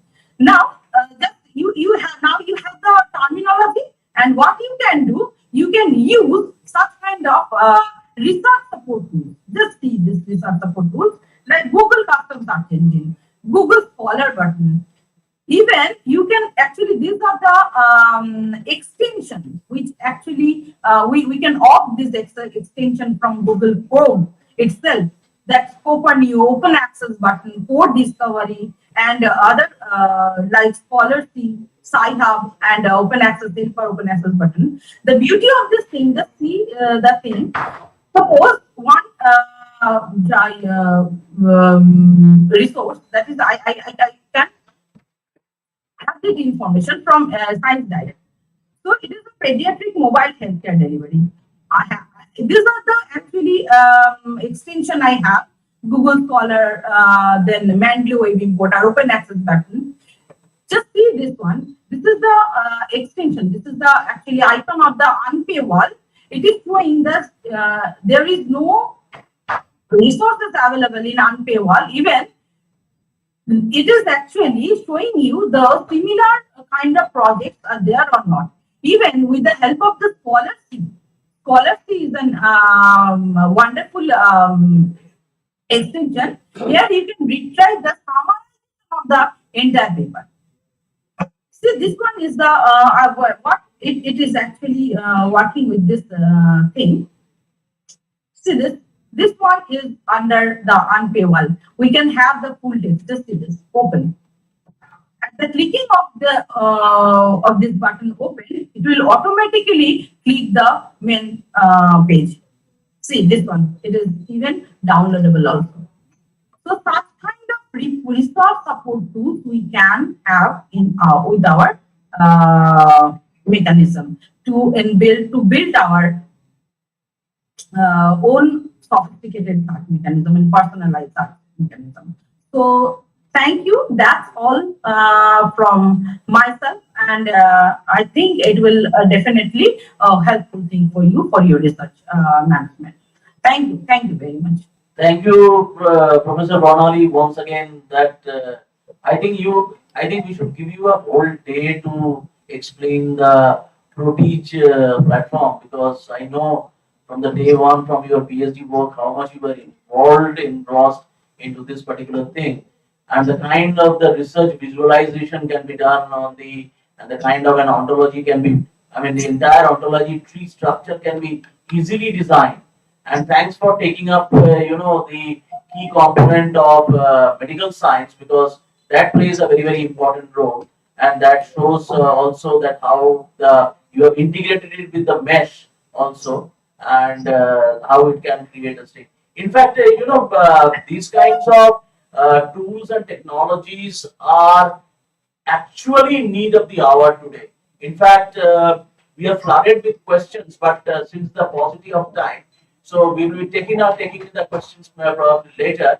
And I would like to invite Professor Sharif to say that how we, as an All India Institute of Medical Science, how we have taking a dramatic step towards digital transformation in the healthcare sector as far as the AIIMS is concerned. So, Professor Sharif would like to say something.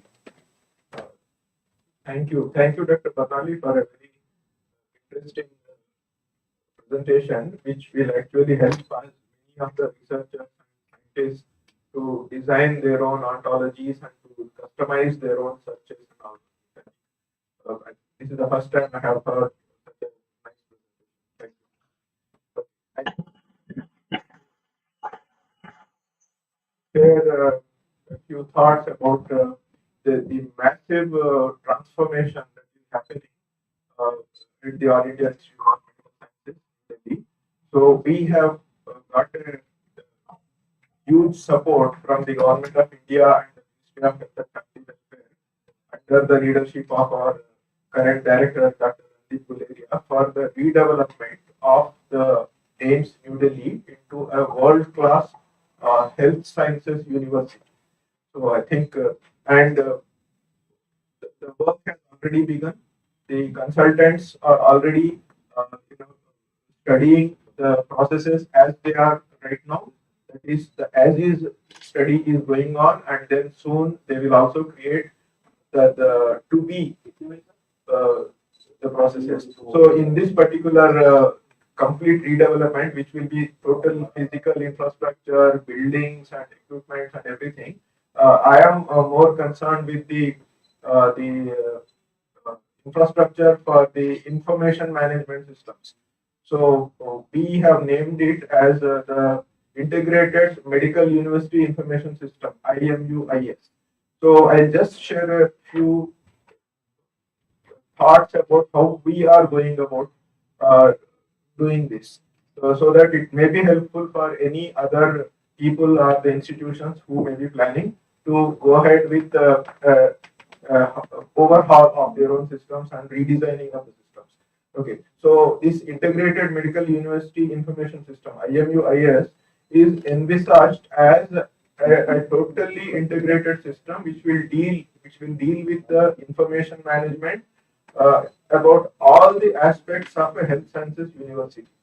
So that means it will have the enterprise resource planning systems on one side and the clinical information systems on the other side, and both of them will be integrated.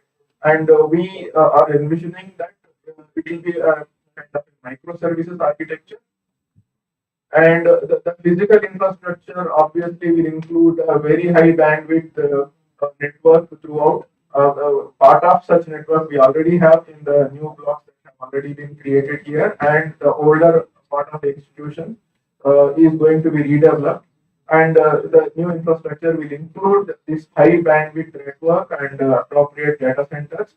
And we are going for a hybrid cloud architecture because the medical data is voluminous and we can't totally rely on the cloud and the internet for mission critical operations which happen in a healthcare sciences institution.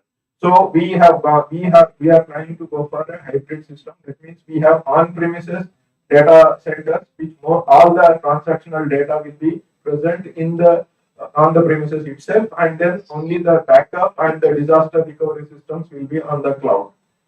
So right now the processes which are going on are actually we are trying to document the business processes that are happening in various parts of the institute, including the library, hospital information systems, the student management systems, learning management systems, the RIS, the radiology information systems, PACS, pathology, every department. Now the work of documenting the as-is processes is going on. Subsequently, the processes will be optimized. That is, business process optimization and business process engineering will take place. And then the desirable to-be systems will be designed. Those business processes will be actually approved by the relevant stakeholders, and then appropriate development of the software and hardware systems will take place subsequently. So I'm very happy to share with you all that this kind of massive redevelopment of the AIIMS New Delhi is on the way, and we are getting huge support from the Government of India, Ministry of Health and Family Welfare, and our director, Dr. Randeep Guleria, has been very active, and under his initiative, this whole thing started, and we are very hopeful that it will end up in a model healthcare sciences university of a world class. Thank you. Thank you. Thank you, Professor Sharif. I think you have encapsulated the entire digital transformation which is taking place in the All India Institute of Medical Sciences, showcasing us and all. So now we quickly move on to the next session. So probably Deepak, yeah. There is an announcement that due to an urgent meeting called up by Ministry of Health, Professor Uma Kanjilal ma'am cannot join the meeting. So filling this gap, I would like to invite our Chief Librarian, Dr. Shantanu Ganguly, sir. Dr. Shantanu Ganguly, sir, he is a result-oriented professional having exceptional intellectual capabilities with over 28 years of experience in knowledge management, capacity building, capacity management, project management, reporting and documentation, change management, resource management, and much more. I would like to invite sir over to sir. Thank you, Deepak. It's just a stopgap element. I cannot, replace Professor Uma Kanjilal because she is an authority from her, but there was some pressing issues came up in the last minute, so she has, in fact, she was very inclined to do that, but unfortunately, she was not able to do it right now. So, so in his place, I will talk about a very interesting area, and I think it is very much inclined to the current topic also, what we are exactly doing right now. That is on the knowledge for healthcare, and where I would be showcasing you some of the very important aspects and which also highlight some of the things on this.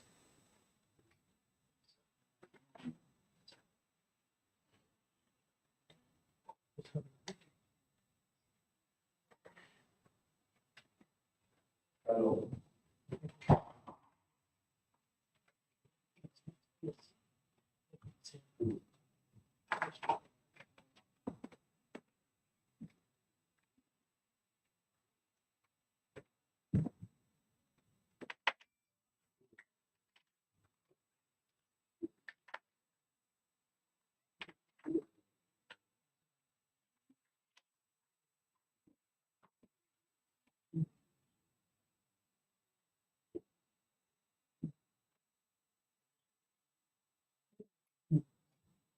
Okay, so sorry. So what basically I would be looking at, it's basically knowledge for healthcare. That's basically an area.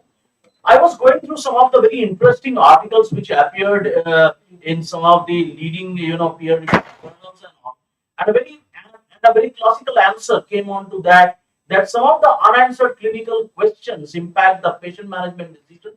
Approximately 2 out of 3 clinical encounters generate a question, and physicians have approximately 11 questions a day. I mean, that's how they have taken out the data and it was showcased. So, and one of the important thing is that 60% of the questions go unanswered, and answering all clinical questions to 5 to 8 patient management decisions each day. And for that, what basically you need an enormous amount of resource backup for yourself. So one of the important components is your trusted resource. You need a comprehensive content of that, and also the impacts outcome which are commonly which is coming out. So I'll give you a brief nutshell about quickly about the BB library, what we are exactly doing and where we are heading to. Well, Professor Sharif has already given in a tour in a complete on a digital transformation of the AIIMS, but BB library is playing a very strategic role towards supporting the academic innovations, toward enriching the students' experience, equipping the students for the academic success, stimulating the scholarly excellence, developing a superlative library professionals, renewing and sustaining the library environments, ensuring a financial accountability, and also pursuing the partnership and all. So one of the important component in today's context is the right guidance, the right decision at the right time in the right content and format. This is what my all doctors fraternity look for, and how the BB Dixit library or COVID period, the library services were all available. It was never closed. E-resources were there. Reference query management was there. And all the ancillary branches, not only us, but even all the ancillary branches were providing the library services and all. Our services is access to the online resources, the research support service, the academic integrity service, the reference management, and the research to the publication services and all. But access to online resources, when I take it, we are subscribing to an enormous amount of electronic databases. We have the multimedia databases today. We have the electronic theses and dissertations with us. We are also measuring the output of different kinds of the papers which are published by the different faculty members, how it is coming up and all. That's a very, very important area we have looked into. Some of the major database system for a clinical decision support system, which is called a CDSS, it's BMJ best practices. We have got the BMJ case report. We have the Web of Science. We have the Scopus from Elsevier. We have up-to-date from Walters Kluwer. And all of them are providing a very, very pragmatic role in the CDSS system. Without these resources, can you tell me how my doctor's fraternity will survive? Because they need all these resources for them. We are subscribing to an enormous amount of e-journals. We have the entire collection, a very good collection from Ovid Walters Kluwer. We have the Springer, we have the Elsevier entire Science Direct, and also the Wiley Online Library. Access to e-books, Access Medicine, Oxford Medicine Online, Ovid e-book collections, all these resources are available with us today. One of the important components where we are putting a lot of, in fact, Professor Sharif is already an expert on the image database and how AI applications and all that can be done. So we have got a subscription to the different kinds of multimedia databases, where, it was so interesting. Like, let me give you an example of Appellant's anatomy. A couple of weeks back, I was, in one of the departments, I was delivering a talk, and the doctors were asking me the questions and the kind of surgery which takes place. And it has given those three-dimensional outlook to it, and people can have a look at it. And currently, with the help of Professor Sharif, we have got connected this with our learning management platform, the system platform, and where even the undergraduate students can see the three-dimensional entire, operational methods. Everything is there today. Then we have the research support service, which is a very strong arm of us. We have created a research desk service. Me and my team are always available round the clock. Remote access rights, assistance in academic integrity, document delivery service, interlibrary loan service. You must have seen since morning, Mr. Deepak Shukla is sitting here. Round the clock he responds. Mr. Satyam, behind the screen, these people are we have created the research desk service and provided the assistance to our doctors. They can't wait for the resources to arrive. We have giving a proactive responses to them. Then we have a research support service like academic integrity. A large contingent of doctors, they come together and ask me that help me out in my paraphrasing, help me out in my copyright clearances, and like for example how to bring it below 10 and all as per the UGC. There are a lot of project-based information service we have started giving now. Like for example, even not only here but also in AIIMS Kalyani. I myself is a co-PI of a project where we are working towards, like for example on pressure ulcer, which is called as the Deptt. Capacity building on research tools. In fact, we are doing a lot of hand-holding towards working towards systematic review. How one should do the systematic review and all. We are providing a training on that, a knowledge discovery, a citation management and all. So these are some of the support service which we have been doing. One of the important area where we have got a very pragmatic role today is called research data management. And in the research data management, the core value is strengthening the research base of AIIMS, where the vision is to map the research publication of AIIMS, to create an institutional repository of AIIMS publication, to create a provision in intranet to visualize the research output, and also the mission is to knowledge mapping of the AIIMS research output. So there are three things: capturing the the AIIMS research base. So we have started doing it. We have captured a lot of research area. We have captured that from different sources. Visualizing AIIMS research base, that's going to be our next area where we are going to look into. In fact, some of these platforms like Protege and all, we can help us. And in fact, I have got a training on research visualization using Tableau and all. So we can do such kind of a thing, strengthening the research base and all. So we collect the resources from them. It's a huge amount of grandiose amount of research outputs are there. You think about the platform, Embase, Web of Science, Scopus. It is not everything is available with us, but we have to call out the best ones out of it. One of the important dimensions where we are currently looking at is your research vision. We need to have a research vision, and for that, what we have, I have gone into a very interesting called research canvas. I've looked into. Well, this is not visible here. I don't know why. I'll just give you. I have identified 4 research canvas, and these 4 research canvas, if I click one of them, this is a research canvas for an article design canvas. This canvas, suppose you are writing an article, and if you have put your relevant components in each and all these boxes, it will help you to build the entire model of your research. It will produce it into an article. It is just simple, and it has got some framed questions into that where you have to fill up your things and your research article is ready for the day. So that's what basically, so I'm not using because of the paucity of time, I cannot have all of them, but it is a very, very interesting thing. Another important area where we have come across is open knowledge maps. Well, open knowledge maps is a very, very interesting area where the entire research mapping was done using the Embase. It has the other sectors also. Like for example, if I want to look at it like tuberculosis, liver diseases, brain tumor, or pheochromocytoma, anesthetic management, if I look at the bubbles which you see here, and these are all based on the different kinds of the research output, the keywords they have been captured and they have created a complete bubble into it.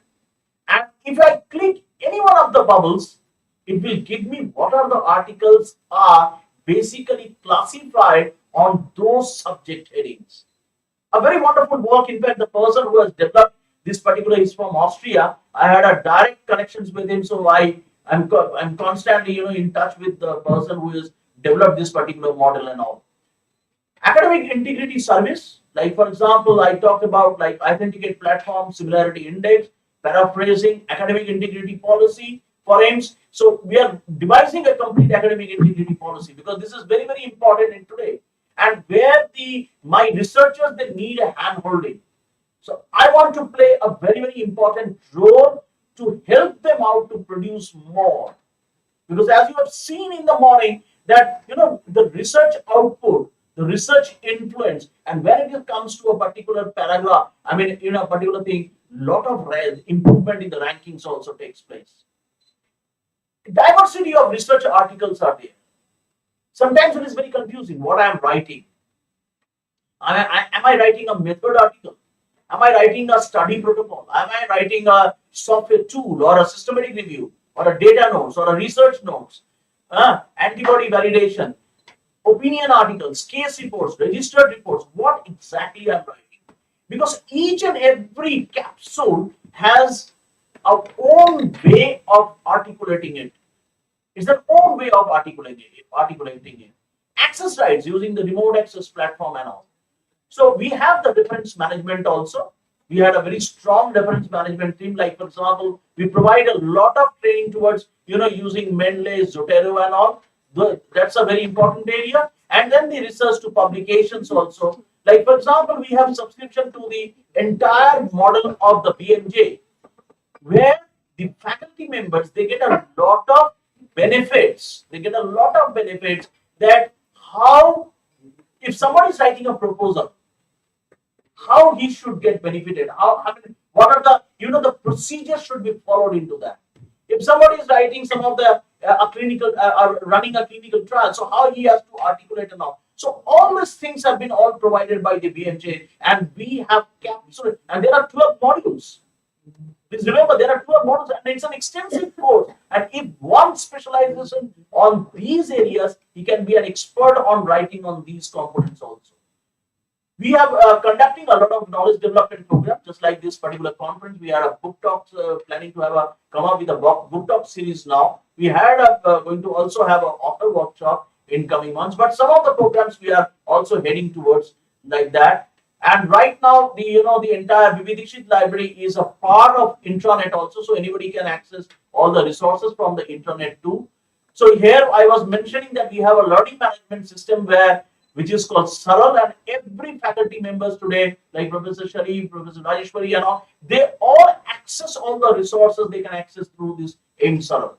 And we are trying to get it more integrated also. So, so users are submerged in resources. Librarians are the savior. I mean, that's what is my saying is that. So strengthening the research of AIIMS on accessibility, usability, discoverability. These are the three major areas where we are looking at. Now, I came across a very interesting report. Very recently, it was published by the National Health Education of England, where healthcare is a knowledge industry. It is not enough to have the right teams in the right place, collaborating to deliver high quality, efficient patient care. It is essential that they use the right knowledge and evidence at the right time. And we need to have, like for example, AIIMS. And we had AIIMS embodies the staff, the learners, the patients, and the public use the right knowledge and evidence at the right time in the right place, enabling high quality decision making, learning, research, and innovation to achieve the excellent healthcare and health improvement and all. Some of the building on the achievements which we are working out on these, and we will be bringing out our own strategy management report now. Investing in a high quality digital knowledge infrastructure. Thanks to Professor Sharif for initiating the digital transformation to meet the requirement of the staff and the learners. Empowering the knowledge and library services workforce with the skills and confidence to deliver the vision. Shaping forward looking and innovative health knowledge and information service. And this strategy framework, which you look at, is getting the right team, resources, and services in place, mobilizing the evidence and knowledge, enabling resource discovery, assuring the quality of knowledge services, improving the health literacy, and developing the knowledge and library services workforce. So there was a very interesting, quote by, Patrick Michel from Director of Innovation and Transformation, once again from the National Health Education of England. He says, by offering an open door, he has used the word open door, for anyone looking for answers, being non-judgmental, providing clinical decision support and digital resources 24 hours a day, NHS knowledge specialists put the evidence into evidence-based practice. And evidence does not speak for itself, but it needs to be mobilized at the right time and to the right people to make a difference in the decision making. So knowledge specialists, we are knowledge specialists, so play a very, very pivotal role in improving the quality of healthcare and all, and productivity and reducing unwarranted variation. We need to prepare. I mean, it's not very easy. So we have to prepare ourselves for this. And that's basically the workforce to embrace the new opportunities. And this calls for the knowledge services, the information product, the tools and the techniques. And it has to be just in time and just for me. That kind of a tailor-made things has to come up. And we, as a knowledge professional, we also need to equip ourselves in that level. The vital role of the knowledge specialist would be improving the patient outcomes and the safety informing treatment options and all. And there are platforms, but how to take out the best ones? What is that contextual based of searching using the AI applications can get into it? Reducing unnecessary interventions. You're trying to find out something, but something comes out differently. Shaping policy, the guidelines and the practice, underpinning the education and the lifelong learning, and enabling the shared decision making and facilitating the research and the spread of innovations and all. To equip the healthcare workforce, search for evidence, prepare the evidence-based reviews, respond to inquiries and requests for information, offer horizontal scanning, evidence updates and all, promote and manage the evidence updates, manage print collections, provide knowledge management functions, fostering a learning organization, advise, offer the information consultancy, training on skills for sharing the good practices, develop the knowledge assets, maintain repositories, training in information skills and enabling the staff to access the e-learning and all. So knowledge for healthcare stands for three major verticals. And these three major verticals are very important today. Number one, the right resource, the right team with the right roles, and the right services. That is where we play a role, and that's basically the things which I've taken from the the national England's national health education from the England. And when I was going through the Medical Library Association, the competency framework, it aligns with it. A health information professional locates, evaluates, synthesizes, and delivers the authoritative information in response to the biomedical and health inquiries. And they have, in fact, they have created a performance indicators for each and every one of them at a basic level and at an expert level. So it is very important for us to reinvigorate or to re-look at ourselves. Where do we stand at the basic level, or we so-called in inverted commas expert level? As a knowledge specialist, we need to look at it. Competency 2 on information management, where professional curates and makes accessible bioscience, clinical and health information, data, information and knowledge. Competency 3 would be on instruction and instructional design. A health information professional educates others the skills of bioscience, clinical and health information literacy. And competency 4 would be leadership and management. So health information professionals manages personnel, time, budget, facilities and technologies, and leads others to define and meet the institutional goals. And competency 5 is evidence-based practice and research, where a health information professional evaluates the research studies, the uses research, improve the practice, conducts research, and communicates the research results and all. And competency 6 would be on health information professionalism. A health information professional promotes the development of the health information professions and collaborates with other professionals to improve the healthcare and access to the healthcare information and all. So, at the end of the day, clinicians have questions every day in the course of their routine patient care. Changing decisions improves the patient outcome, and the only savior is access to resources or reaches the knowledge specialist. So we are at a pilot stage, I would rather say, but we have a many miles to go, and that's what we are look at the future of B.B. Dixit Library under the leadership of Professor Sharif, when he's going to bring out the entire digital transformation in the entire end. So this is a library organogram. It is headed by Professor S. Rajeshwari. In fact, she is superannuating this month, so we are going to have a celebration immediately after this, and you can see that all my leading professors are there with me. So without much ado, so thank you very much, and thanks for your patient listening and all. Thank you very much. I must thank Dr. Ganguly for a very inspiring and very informative presentation on the resources and the services and the kind of work that has been happening in the B.B. Dixit Library, and mainly under the leadership of Professor Rajeshwari. And I think this must have been a guiding light for many library science professionals and librarians who have been listening to this particular presentation. So probably this sets a kind of a goal for many of them to achieve sometime in the near future. And I'm sure Dr. Ganguly will be more than happy to provide you any guidance and information. I think you have to just reach out to him. That's what he said, reach us. Thank you very much, and this has been very good presentation.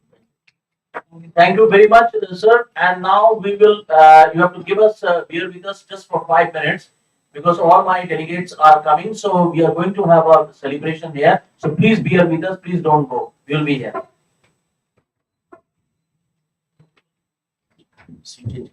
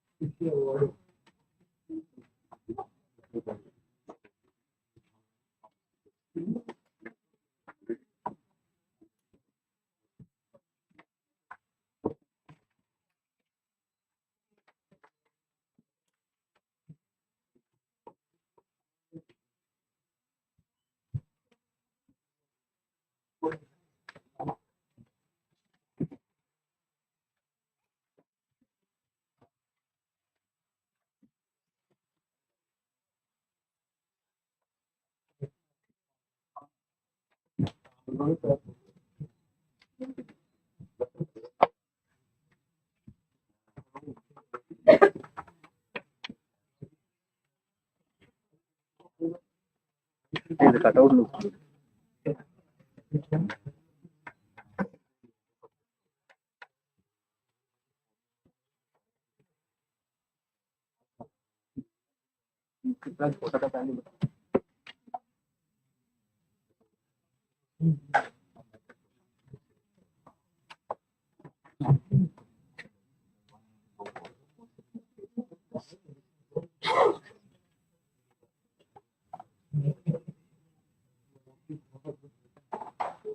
So, in fact, since morning I was trying to get Professor Director Sir, Professor Nandip Guleria to be on board, but he could not make it because of some emergency meeting.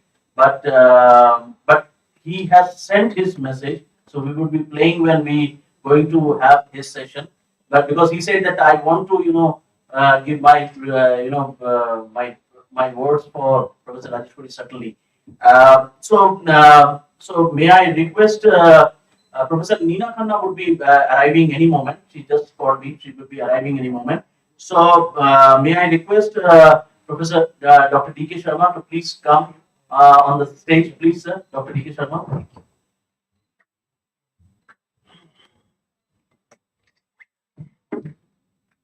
Can I invite Professor Rajeshwari ma'am to be on the dais?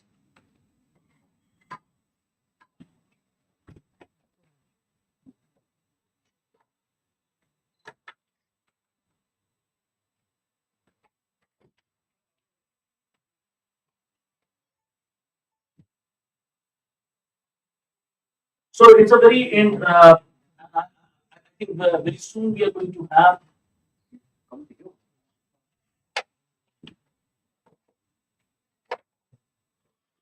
Very soon we are going to have Professor Neena Khanna to be. She said that she will be coming very soon. We have already contacted her. She must be on our way. May I see? There are two components are there on this particular event. The first one is that we are going to felicitate Professor Rajeshwari ma'am for this honor superannuating from All India Institute of Medical Sciences, New Delhi, but not from her work, I'm sure. And she is going to help us in the library also, in building up in the future also. And the another thing is that, yeah, Professor Deepak, please. So another thing is that we are going to release a newsletter, a digital newsletter. It was completely done by the Vividikshit library team. It was a complete digital newsletter we are releasing for the first time. So that's one thing. And another is that another leadership of Professor Professor Kale, one of his very close colleague, Dr. Kamaljeet Garg, is going to be felicitated for his outstanding, access to resources and of the library, and we have collected the data, and based on that we put together, and then we had a lot of discussion and deliberations. So he is also, Dr. Garg is also with us. So we will be felicitating him on the behalf of the library. So please bear with me for 2 minutes. So once Professor Neena Khanna arrives, so we will start the proceeding. Please bear with me. Professor Srivastav could not make it because of some urgent, some meetings has come up. So on his behalf, I think we have with us our Associate Dean Research, Professor Vineet Ahuja with us. So and he will be with us in this particular event. And may I request Professor Sharif also please join on the dais, please, Professor Sharif.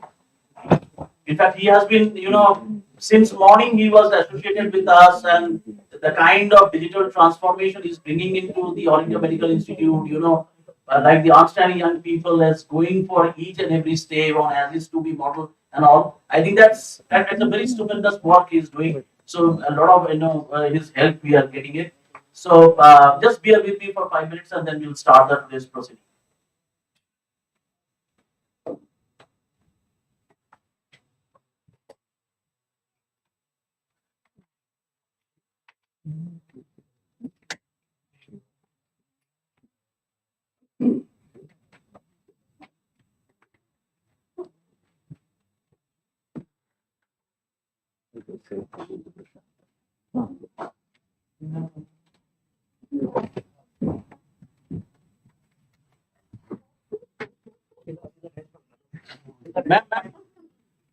Ma'am, please come to the dais, please. I got hit out by students. Because the UGs want the exams postponed. I very softly said no, and Rajiv very strongly said no. He said no, then they will come to me now. They come through proper channel. They know who's the strongest. So, ma'am, with your permission, can we start? No respect.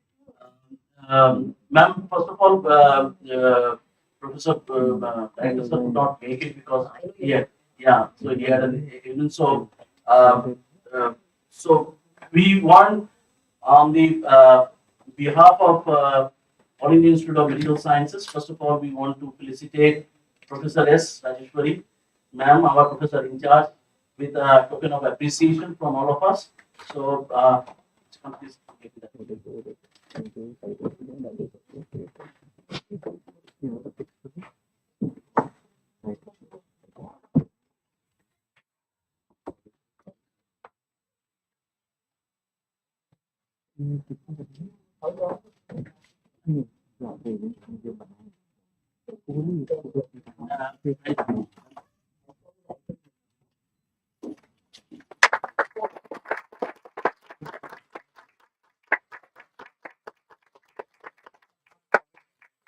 Big fan, huh? Smile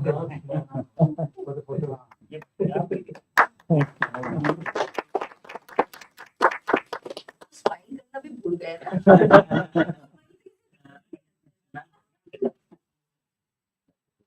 Oh, such a pleasure giving it because it's one of the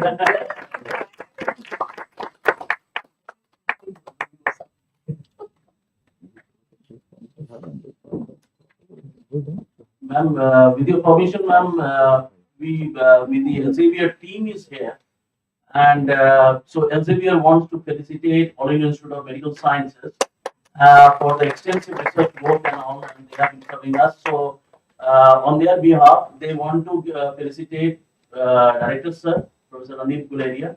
So, may I request to take citation? Yes, yeah. So, please. So, Dr. Sharma, please, I think you can. Yeah.